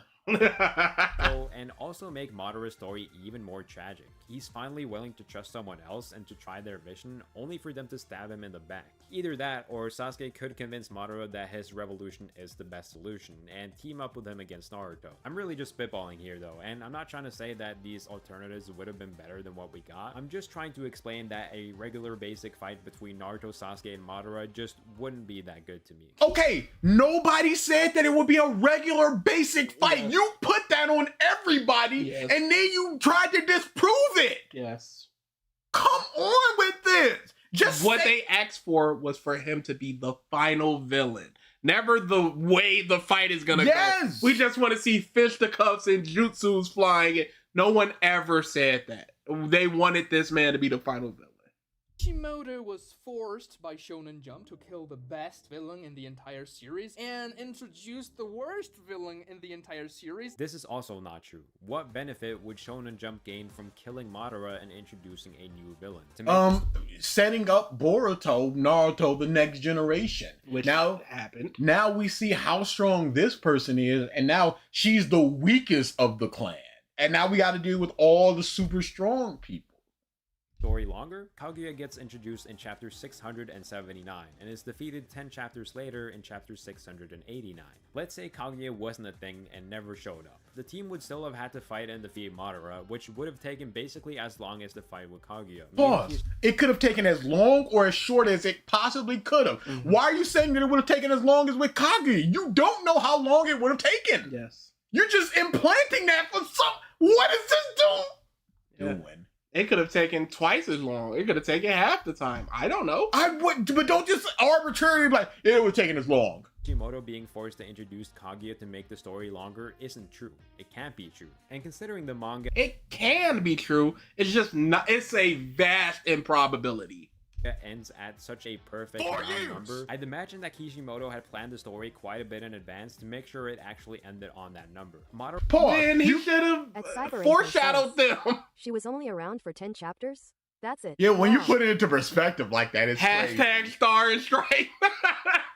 3 chapters maybe. But you think that he's so big brain that he planned it to end at 700 exactly, but he can't keep a side character around for more than an arc or two before they become irrelevant? Is he big brain genius dude or is he not? Not being the main villain is just what Kishimoto wanted to do. And again, while I don't think Kaguya is a good character. Pause. So you are saying that, hey, this interview never happened. Hey, this Shonen Jump thing never happened. But you are just going with zero evidence, yet Kaguya is just what he wanted to do. villain is just what Kishimoto wanted to do. And again, while I don't think Kaguya is a good character, I think she is a really interesting concept for a final villain. Naruto has That's what I want. Not a good character, an interesting concept for a final villain. That's what I want. I do not want to play the interesting concept of a video game. I want to play a good video game. And if that good video game has an interesting concept, even better. all about ending the cycle of war, and Kaguya is the root of what started that cycle. And do you know how many Slay the Spire-like games I've played? I don't give a that they're just Slay the Spire again. All subsequent wars, literally. That's a pretty strong concept that I think could have worked well, but of course there are issues. The main one, of course, is that she wasn't foreshadowed very well. Now, I will say that she got foreshadowed infinitely better than people will give her credit for. She does get brought up at a relatively early point in the final war by Madara, and pause! At a relatively early point in the final war! So you're talking in the span of like 100 chapters she gets brought up. In passing. She is brought up in the same chapter she comes to fruition. I don't think that's really foreshadowing. That's like saying, oh, you don't know everything, Rock Lee, or he's using that jutsu as foreshadowing. Don't do that jutsu. And then 2 chapters later they do it. It's like, they foreshadowed the jutsu. Perfectly. Shut up! Fighting gimmick, wrong order. What's up? Correct order. Her name a ton, giving us her and his happy birthday story, making us well acquainted with her existence. Also, the point of this war and the Akatsuki's main motivation has for so long been to launch a genjutsu that uses the whole moon. So I don't think it's a coincidence that the moon goddess emerges at my jutsu is the moon! Did you hear what he said? The moon goddess part? I don't think it's... The whole point was to turn it into the moon, and I don't think it's a coincidence that the moon got... Shut the f up! Come on now! You're making these connections! Black Setsu. I think the hate for him has made people completely forget any sort of redeeming aspects to his plot twist in the story. As we all know, he gets hated on for not getting foreshadowed at all. Trash right out the bag. Doo-doo right out the butt. What's crazy is that even without the foreshadowing, people knew what was going on there. They were like, Zetsu's gonna be the final villain. They knew the Naruto dad thing. There was a lot of people just going, what is Zetsu's role in the Akatsuki? We've all seen them to be super, super strong people. This dude has never thrown a punch. What does he do? That isn't really completely true, and 2, that's kind of the point, I think. For example, do any of you know what Setsu's first appearance is? Setsu's first appearance is at the end of Naruto and Sasuke's first fight in the Valley of the End, where he shows up and it's revealed that he has been watching over the battle this whole time. Now, the thing about the Akatsuki is that every single one of them had been fleshed out very extensively, and they all get their stories concluded except for Setsu. So, with that in mind, out of all the Akatsuki members that could have shown up in one of the most important chapters in the whole story, where the reincarnations of Ashura and Indra fight each other, why would Kishimoto choose the only one that never gets anything to do in the story? Pause. We didn't know they were reincarnations at that point. No. And you're going, why would Kishimoto not do something with this character when you showcase all these other characters that Kishimoto did nothing with? Coincidence? What was Conan's finale? She tried to blow a dude up and dude just went, no, that ain't work. What a way to go out, huh? Couldn't be me. Dang! Imagine if that hit me. I'd be dead. But it didn't hit me, so I ain't dead. Oh, again, I don't think the foreshadowing for these two are as bad as people claim. I like the idea of them flying under the radar and no one catching on to them, but I still think... Pause! You say that he's flying under the radar mere seconds after saying he was there for the most important fight in Naruto. And he got focused. It wasn't like he was in the background and the camera never showed him. It went, hey, here's Zetsu. Could be that Kishimoto didn't know what to do with Zetsu. Yeah. have been a lot better, and that it wasn't that great. If we had heard about Kaguya as some sort of god at a very early point in the story, not giving us too many details about her, just that she existed, that would have supported the reveal a lot more. And similarly, I wish we got to see Black Setsu's dedication to capturing the tailed beasts. This is something he has been working on for millions of years. If he had shown how desperately he wanted to complete this goal, we would start to question why he wanted it so bad and what his motivations were. It would be more mysterious. Now, just to be clear, if you still think that hey, these things, hey, it's, maybe he should have wrote that. Maybe if some schmuck on YouTube could come up with that, maybe the Arthur of the series can. About hard work and being an underdog, then that's totally fine. Again, my point with this video isn't really to shed some objective truth or anything like that. Anyone can have their own interpretation of a story, and it would be pretty boring if they couldn't. You might even say that the way Kishimoto presented his themes could have been a lot clearer, and that's totally fair. I just wanted to present my own viewpoint on the story, as it's something I don't really see represented too often. And generally, I should say that the way Kishimoto presented his themes could have been a lot clearer, and that's totally fair. I just wanted to present my own viewpoint on the story, as it's something I don't really see represented too often. You don't see your viewpoint. I don't see people talking about my thoughts on this thing. You wonder, you think there's a reason for that? And generally, I feel like discussions about Naruto are always very one-sided and kind of lacks nuance. If there's one thing I want you to take away from this video, it's to not base your opinions off of other people's, but to form your own. Don't let a random YouTube video dictate how you feel about a story, including— But you're influencing people's feelings on the story simply by speaking them. But you said that the people who are talking about this are wrong, and they're not reading between the lines, and they can't read. And then you corrected their thoughts. So don't listen to my thoughts about these people who are not reading correctly. What are we that supposed have been to exposed by Kishimoto's genius? What are we supposed to take from that? Look, everything I said in this video, go watch or read Naruto for yourself. That shit is straight fire. Naruto is one of those stories that, to me, never really shifts in quality. I love it the same amount from start to finish. No. Wow! No. Chapter 1 to chapter 700. 9 out of 10. Doesn't go up, doesn't go down. Even though there are things that I said that are bad in this, like the side characters, even though I said there are things that are amazing in this, doesn't shift at all. You can't say that it doesn't shift at all when you bring up negative things in the series. So when that comes up, and that the Sasuke Heavy thing has been around for some 30 chapters in a row, hey, maybe is that going down for you when you said that these characters are not very good and you're not engaged with them? I don't see how that doesn't happen. You are not thinking about this critically. To be the son of the president to be president. Which is something I can't say for a lot of stories, like One Piece. So make sure to check out this video to hear why that is.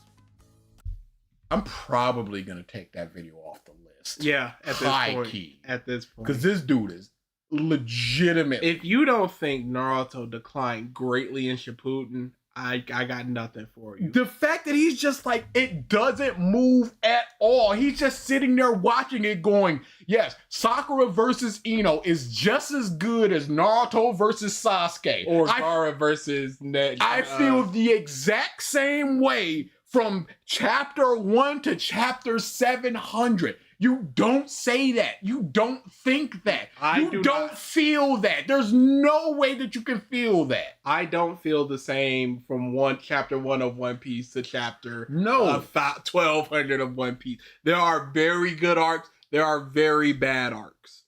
My thoughts can change chapter to chapter. My thoughts can change while in the chapter. Yes, legitimately.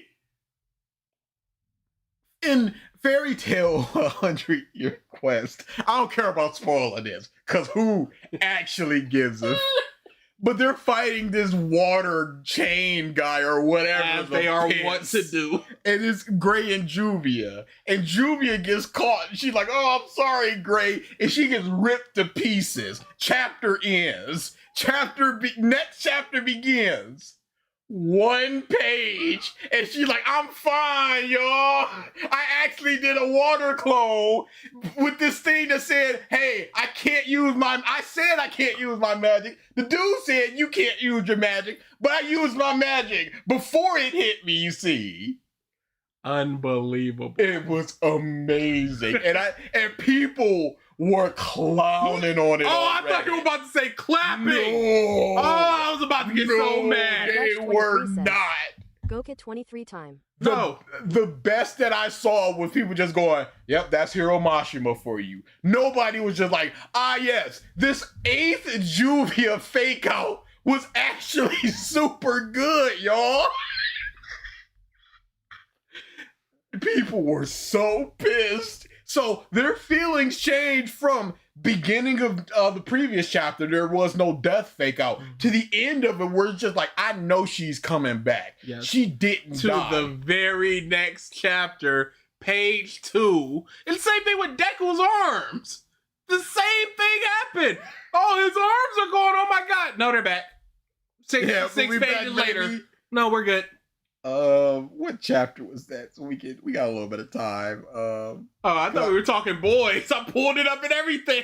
Well, I can't legally talk boys anymore.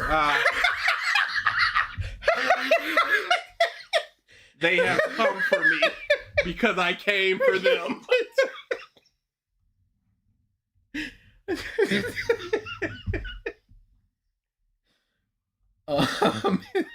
What in chapter is this? What is all of this? I just need the chapters. 206? 208. 208. At Cyberenko says, WTF did I just hear DA say? That was me leaning into the joke. Look at all this fairy tale bullshit. That's a lot of fairy tale. 100 years. Oh. What chapter was 208.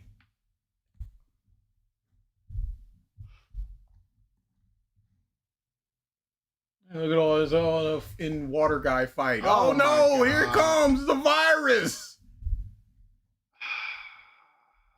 I'm just gonna try Firefox. I'm just gonna try it. If it crashes the stream, then the stream's over. Because I can't with this in ad block. It wasn't that she couldn't use her magic. It was just the magic overload. I'm not here to be factual. I'm here to lie for my agenda. It's truly the agenda. World Trigger, that is on my list of things that I want to read this year. I've got a big list of things that I want to read this year. And I'm going to read once I get some time. Don't ask me what my thoughts are on a character or an event in this. I ain't reading a 100-year quest. That's just one thing that I needed to slander real quick. I just heard the discourse and I'm just like, hey, yo, we got some spicy discourse and I'm in there for that. I'm in there for the slander. I ain't here to be objective. I ain't here to conversate. Window capture.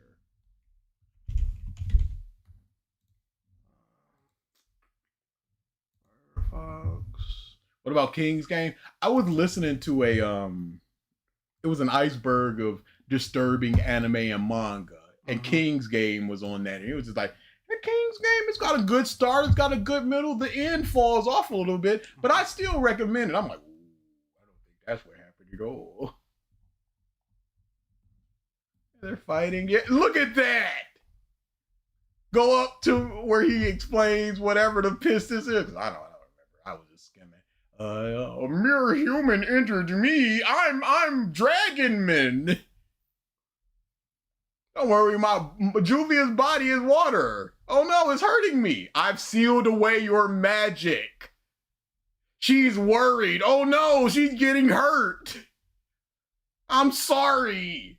No, I took for granted. Flourish. Dude just like, yeah, I did it. Me. Y'all know me. Everybody knows me. Yeah, she's dead. Hooray! I couldn't protect you. What? What's this? What's going on? Oh, she's back. But how did you escape? Well, actually, I couldn't turn into water because I was sealed, but I can produce magic. Produce magic power, and since she couldn't use it on herself, poured it into the chains. Whatever the man. I just like to say that every dragon in 100-year quest are absolute bums, because what do you mean you got stronger, but you still didn't pull up to fight Acknowledgia? Hey, yo, big dog, you could be lying. I've got no way to prove or disprove that. But yeah, people are just like, come on, hero. Do you really think that you just, come on. And then out the gate, it's just like, dry your tears. She's back. Yeah, I hope that was a good month or whatever y'all had. And then go down. It's not all the way at the end. Hey, she's in danger again. Why would you do this? He's terrible. He's awful, dude. Obito, that was a good plan, Conan. However, I'm from the super special awesome clan with the a special eye that lets me respond. Conan, what the Obito? Quite dying like good shonen woman. It's not even that he's from the super special clan. It's not even that he has the super special eyes. He has the even more special eyes that have never been introduced here. It's like, yeah, these eyes can rewrite reality. And unfortunately, everybody just protected everybody. If there was a protect counter for Fairy Tail 100-year quest, they haven't invented a number high enough, unfortunately. So yeah, I was just looking at people just going salty, just going like, man, don't even have this. And just the fact that a couple pages later, it's just like, oh, she's in danger. You're like, Mom, you just faked out a death. How are we supposed to believe this? Unbelievable. I want to read it just for things like that. Because that's the Makima film you're looking for. That was my problem with the beginning of 100-Year Quest, where I'm just like, this is bad, but this is not Hero Mashima special, unique bad. This is just normal bad. But that is my GOAT. I will never in my life forget. He's writing with one hand and drawing with the other. And it doesn't matter because neither are up. Universal Instinct Goku, Angel Seed Goku, Dragon Force. It is quite possibly one of the funniest things you've ever said. And neither are of quality. Is such a bar. It doesn't matter. Because neither are of quality. Writing with one hand, drawing with the other, and it doesn't matter because neither are of quality. Gonna be so balls when they all win and one more hit they even the super chat home. Reg 23 says, Gokit 23 time. No. Usopp time loop, I've heard a lot of theories about that. I'm not engaging with it because it's the very simple thought of people are using that to bolster their opinion about the time loop theory. But the opening is going to change for the next core, which is going to be most likely most of the Rocks flashback. So we're going to get an intro for that. So this is only for this section. So in this section, something would need to happen to inform that, and nothing happens to inform that. You can't be like, well, this intro informs 2 intros later when it actually happens. No, that's not how it works. Intro of Water 7 doesn't have things that pertain to Muff in Thriller Bark. Yeah. That's not how it works. So, it means nothing. Debunked. That's how you debunk. Rock's flashback was great. Why should we watch more One Piece theory videos? Yeah, why would you curse at us Why would we do that? What purpose would it do for me? How would I be enriched in any way by hearing more One Piece theory videos? Look up One Piece theory videos and see what the top video is. And let's see how we would be enriched.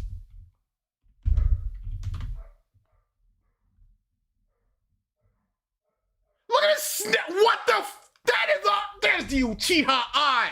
That's the eye that Muff and Kaguya has. What are we doing with this? The secret to Luffy's next power-up is so obvious? 6 months ago, this explains everything. At Overlord Silver And he's Martin still says, making theories. I like FT, and when I say she's dead, my first thought was, Juvia will survive some BS way we'll find out a chapter or 3 from now. Okay.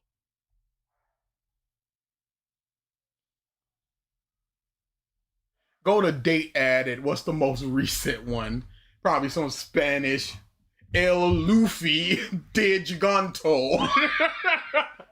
Bueno.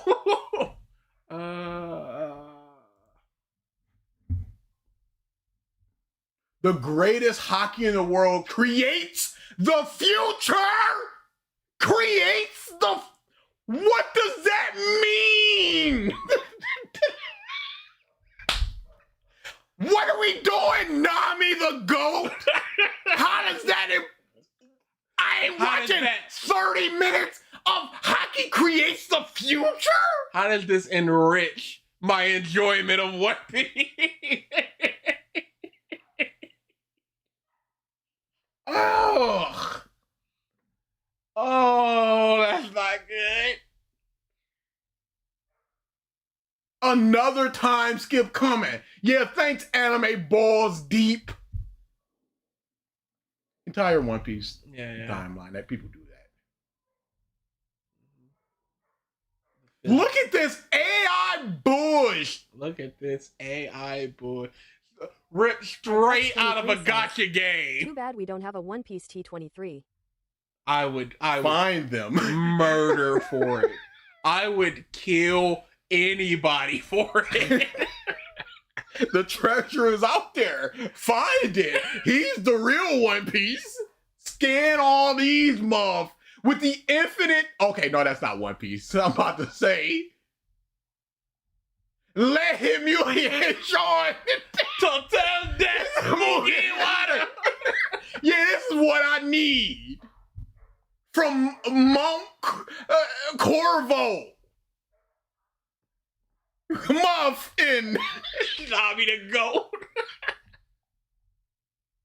Yeah. Oh, sorry, everybody that's just seeing Emu. Sorry. That caught up. Sorry.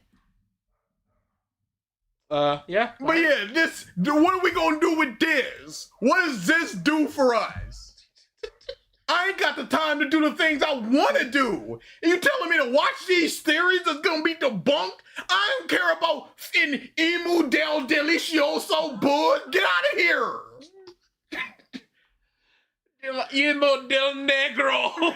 No, thank you. No, thank you. Oh, my favorite theorist retired. They got shot and killed for their terrible theories. Are we talking to boys or are we out of here? We can talk to boys a little bit. Right, yeah, I still got it pulled up. We're not gonna actually hear any of this. I really don't like the beginning. If you're done, we're talking to boys. I will for never a forget second. the theory that Green Bull was going to be good and revive Wano Forest. There's so many theories like that where it's just like shut the fuck up.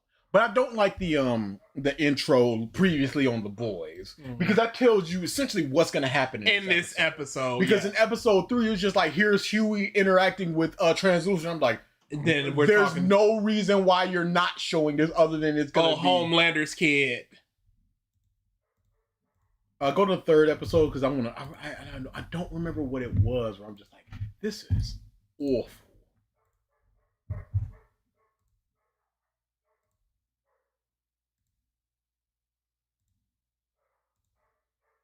Yeah, the whole Kimiko thing. Like I said, that's just Homelander is entertaining. Yes, he still got it going.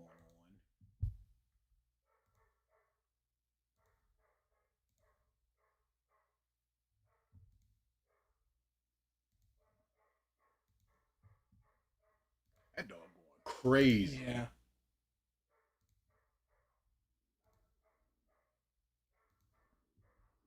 I don't remember. I won't remember what it is. I hated the fight with the translucent because they talked about translucent and he's having super strong skin. Yeah. And he's super strong. So you would assume that he would also have it. So there's no reason why Huey wouldn't be paced, especially since he's trying to kill him. And then they do another death fake out with the squeeze thing, and it's just like, oh, that was actually just translucent. Why did translucent get hit? Was he in front of him? I'm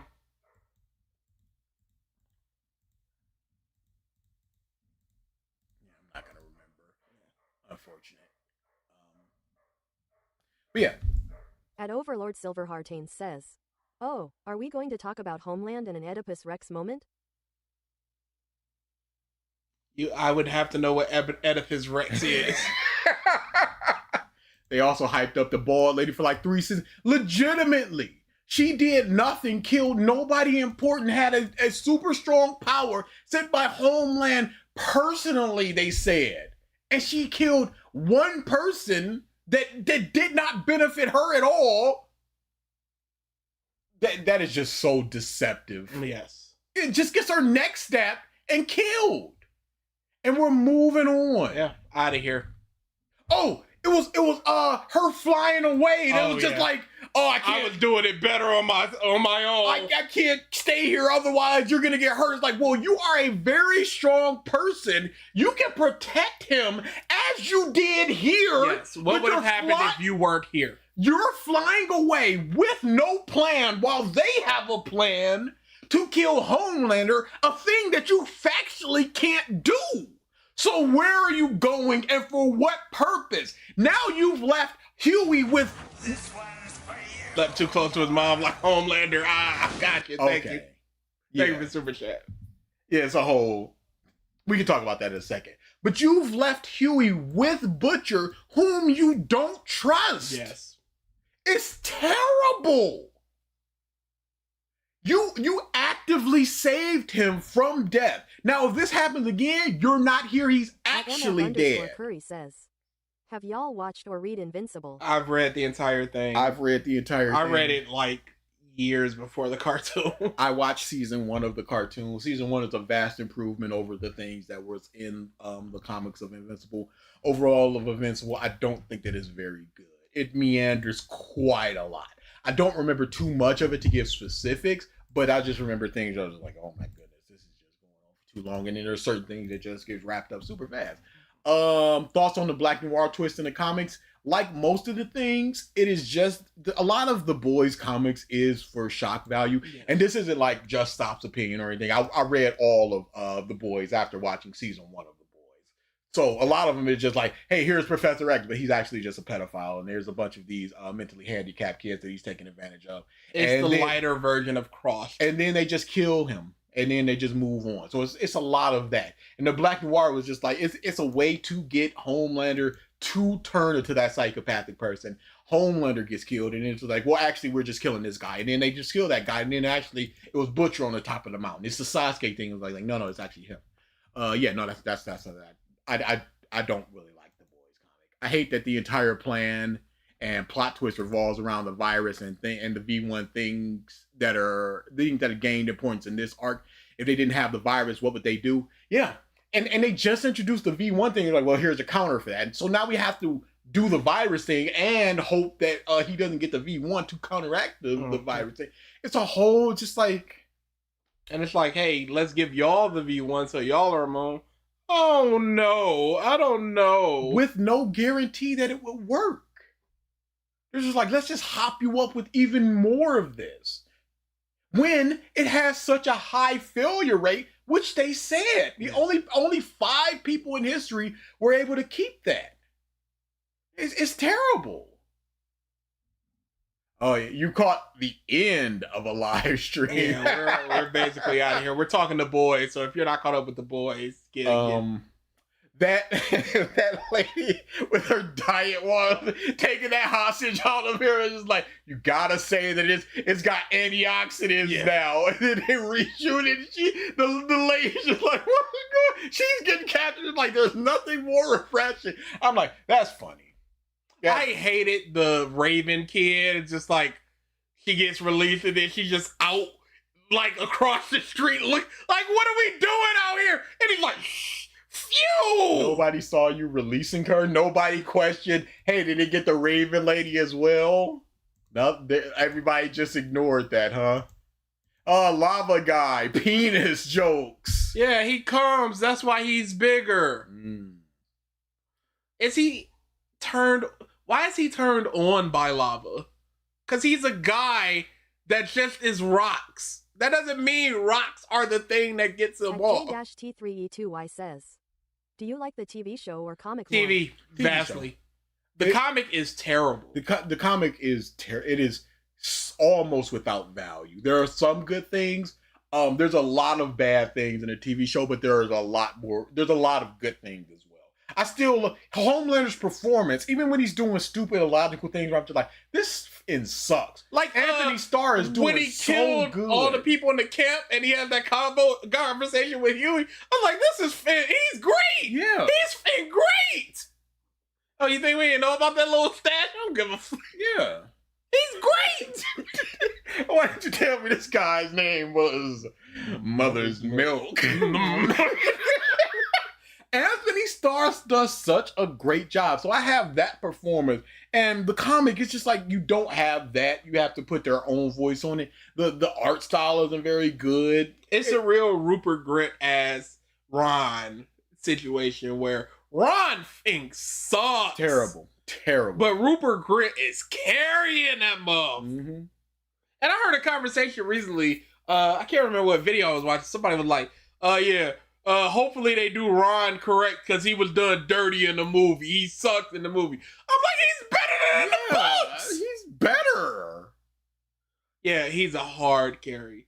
Yeah, the A-Train death, I don't understand. You've got to have the perception to be able to do this that fast. But this person slowly stepping out into the street you up so much. It's a theme death. Like I said in the Discord, it's only there because the first thing he does in the TV show was run through Huey's girlfriend. Now he avoids that and it ends up killing him. Yeah. He does all of these things in the time where a bullet fires from a gun to a person. I really like in the boys are Homelander and Soldier Boy. The rest are just okay, bad. Not even just a gun, a machine gun. Homelander's laser eyes are coming, and he's fast enough to do all those things and stop the lasers from hitting Huey. But he can't stop himself from running into somebody. He can't do a cut. He can't move to the left slightly. He can't push himself even more. And then Homelander, in the middle of Huey's right there. He can laser him again. Everybody that you want to kill is right here. You go after A-Train. It doesn't make sense. You laser him again. You see that he was off balance, so you just laser him again. You're fast enough. Now that you know that he's here, Homelander is fast enough to not catch up with them, to keep pace with them while he's flying. So he's fast enough to perceive all of this. So now that he knows I'm going to laser Huey and this dude is going to get in between them and all I need to do is move fast enough to hit him. So you can weave through but he runs away. You can weave through all those trees while dodging those lasers, but you can't see this lady when you turn your head back and do a good enough cut to where you're not stumbling all over the place. It's terrible. Look at that cut he did on the river. It's terrible. You're telling me you can't do a cut with this lady?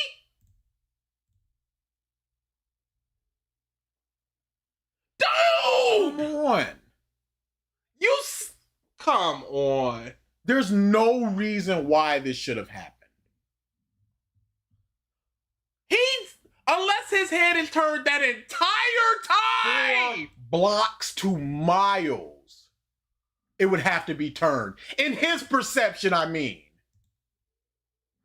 Look at this. No, you see all that time that he had a street light pass in between him realizing what happened.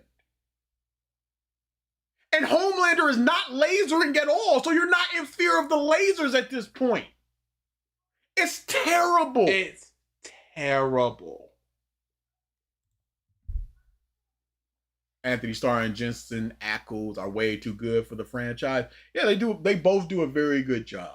No, the drop off of the Flash is unprecedented. There have already been bad seasons and episodes of The Boy. There's gonna be good within it, but it feels like there's gonna be a bad. Now that we got a closer look at Emu, I kind of found him a bit too bulky because I sorta had an impression of him being a bit slimmer from last chapter where he was perched up on the castle. Yeah.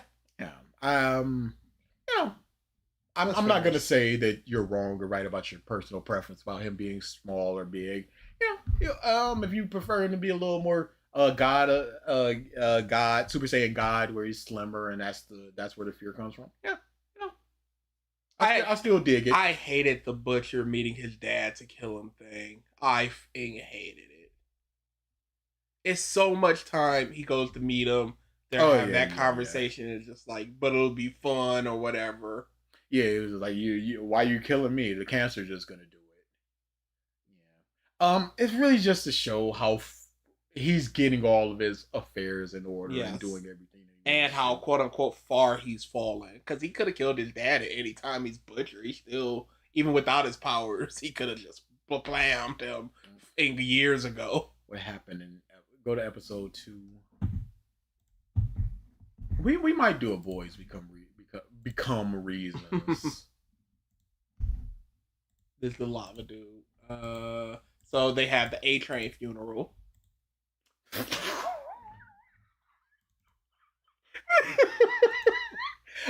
The commodification stuff still kills me.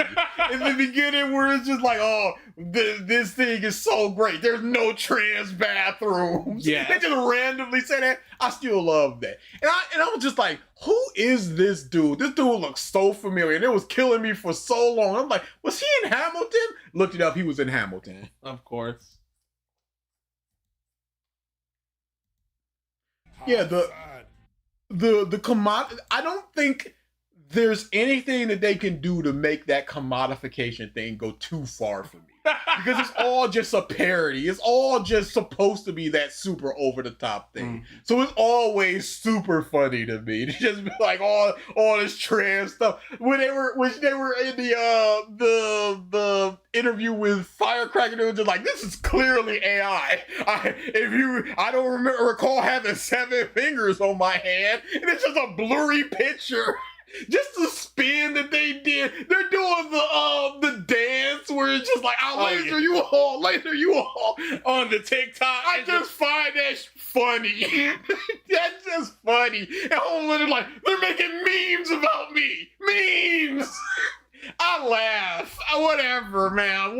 It's a clown show. It's a clown show.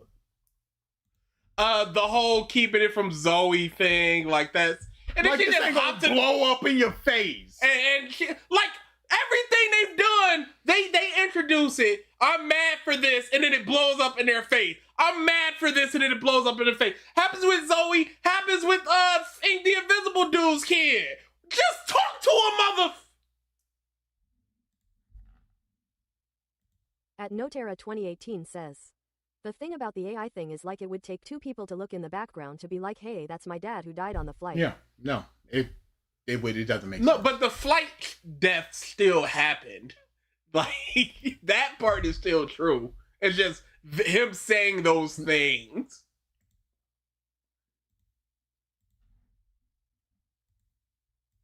Yes. That Frenchie and Kimiko kissing and banging like that, it feels weird. Feels like one of those just brother, sister, protectee thing. Instead of just, it just doesn't feel right. Their relationship doesn't feel like a relationship. I liked Mother's Milk conversation with black guy. Oh, Ganasio, or whatever his actual name is. Yeah. I like that conversation. Where it's just like, you're still trying to run that bit, ain't you? Yeah. No, I'm gonna kill you. I like the internment camp basically just being a propaganda thing. Just like, hey, it's a great day in America. If you're with Homelander, we're gonna watch the Dawn of the Seven again. And tomorrow will be Dawn of the Seven.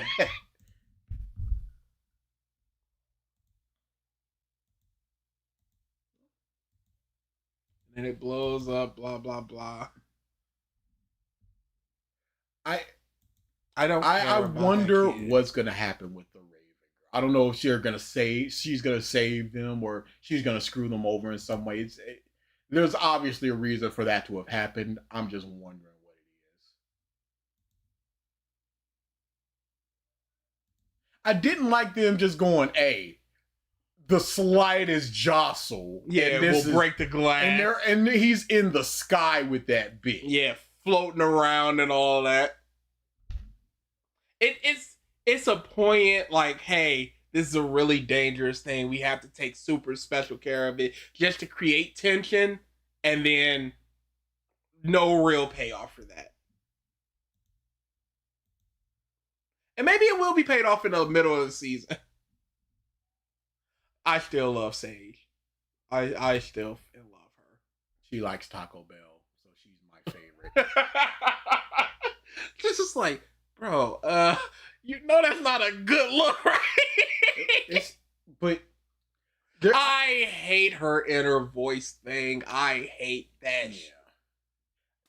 I don't know what happened with her in this episode. I mean, season 2 of Gen V, but I hear something happens with Sage. But I need her to act.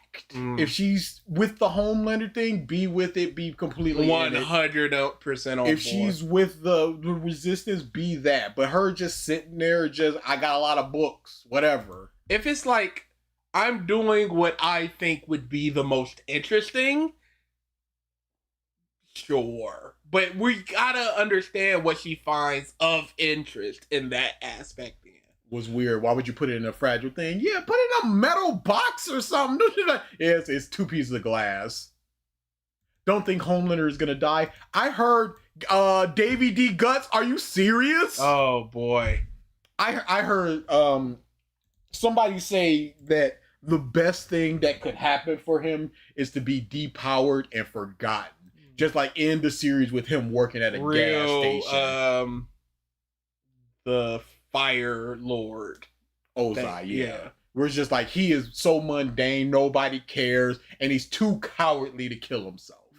That's the best thing that could happen for this character. And I'm like, I would love that. I don't think that they're gonna go in that direction because that's not mainstream satisfying. Catharsis. Yes, he needs to be beheaded and paraded through the streets. Yes, for the audience, the general public to want that. Everybody needs to get a hit on him, and then like Huey and Butcher need to deliver the final blow or something. That's what the people want. Or Butcher and him going out together in a blaze of glory. But no, depowered will 100% be the better. You don't want him to be depowered and forced to face the consequences of his action. I think. Oh, you want him to. Also, you're not allowed to talk about food. Never forget you think chocolate milk is a breakfast item. What's the problem? It is. But that's what I'm saying. I do want him to have that. Yeah, that's much better. I don't want him to die because that's just the final thing. Kind of like the death penalty. It's just like, kill him, dead, done. But for them to suffer in prison, there's these videos of somebody just sitting in prison, just pacing for like 8 hours, and they've got nothing to do. It's just like, that is psychologically torturing for 60 years. That's what I'd want. And I would want him to just live his worst life. Because the thing that he's most afraid of is not having the attention.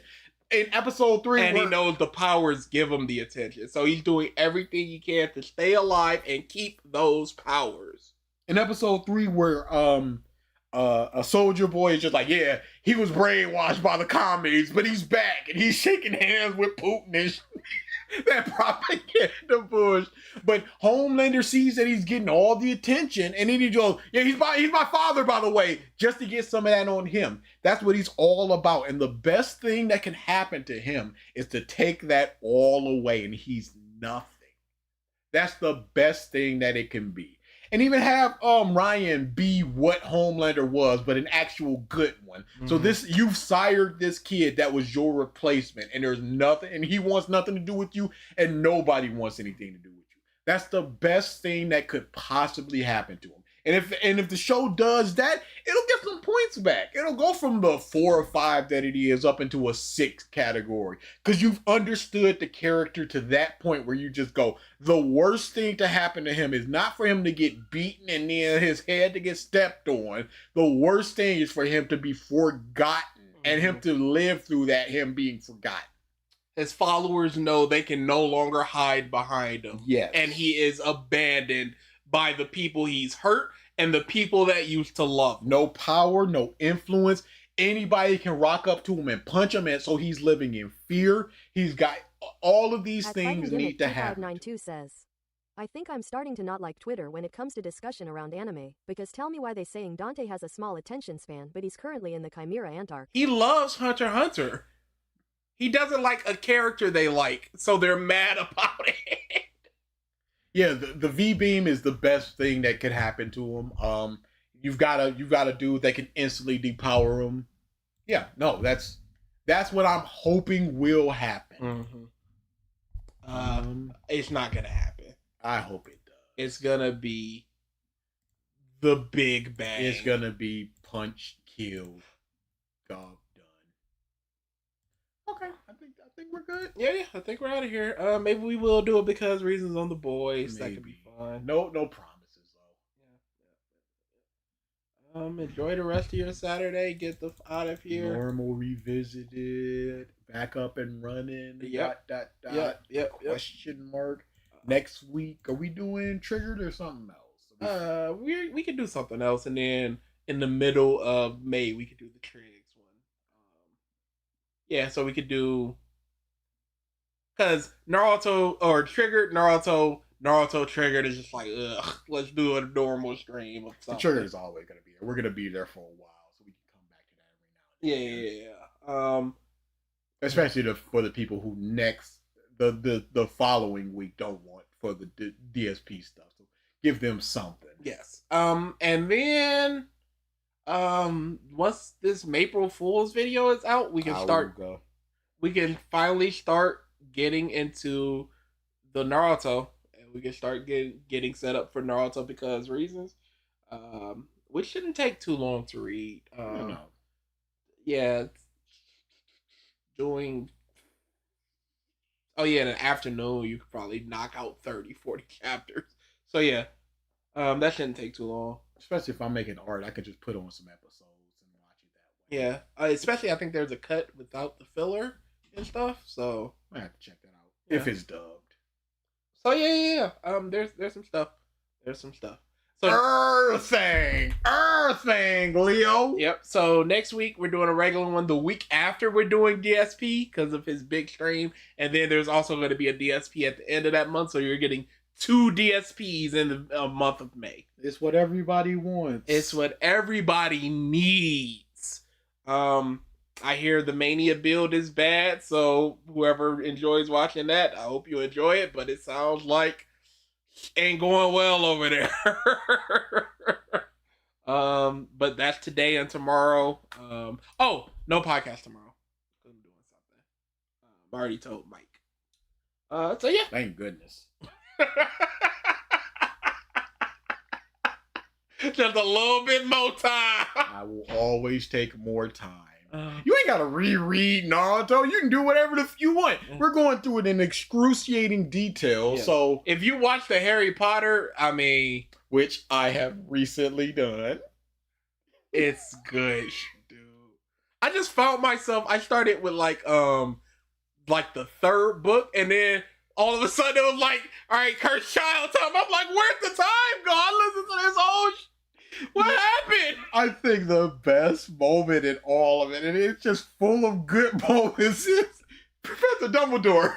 Chess? And you drink it and you just go, it was a good game! I listened to that like 50 times in a row. It was a good game! Professor Dumbledore. Chess? It was a good game. The Bulgarian Open. I love that so much. Dude, I'm sorry. The step on the X is still A1 with a bullet for me. Step on the X. We just got these precarious rates around. There's all these weak booby traps. We were done. we were cracked. The absurdity of just us being done, though. Yo, oh, that's it's the best. In Harry Potter because it's the best. It's probably the best work we've ever done. And it's on not this even channel. done. It's not even it done. It will never be done because there will always be more to talk about. I want to have my own notes. That's fair. Yeah, that's fair. 10-hour Naruto stream, high key. It all depends on how long Corey's here. Stinking up the jerk. This was awful, Corey. No. all right. You got something to say, Mom? Not really. It was good. Disagree.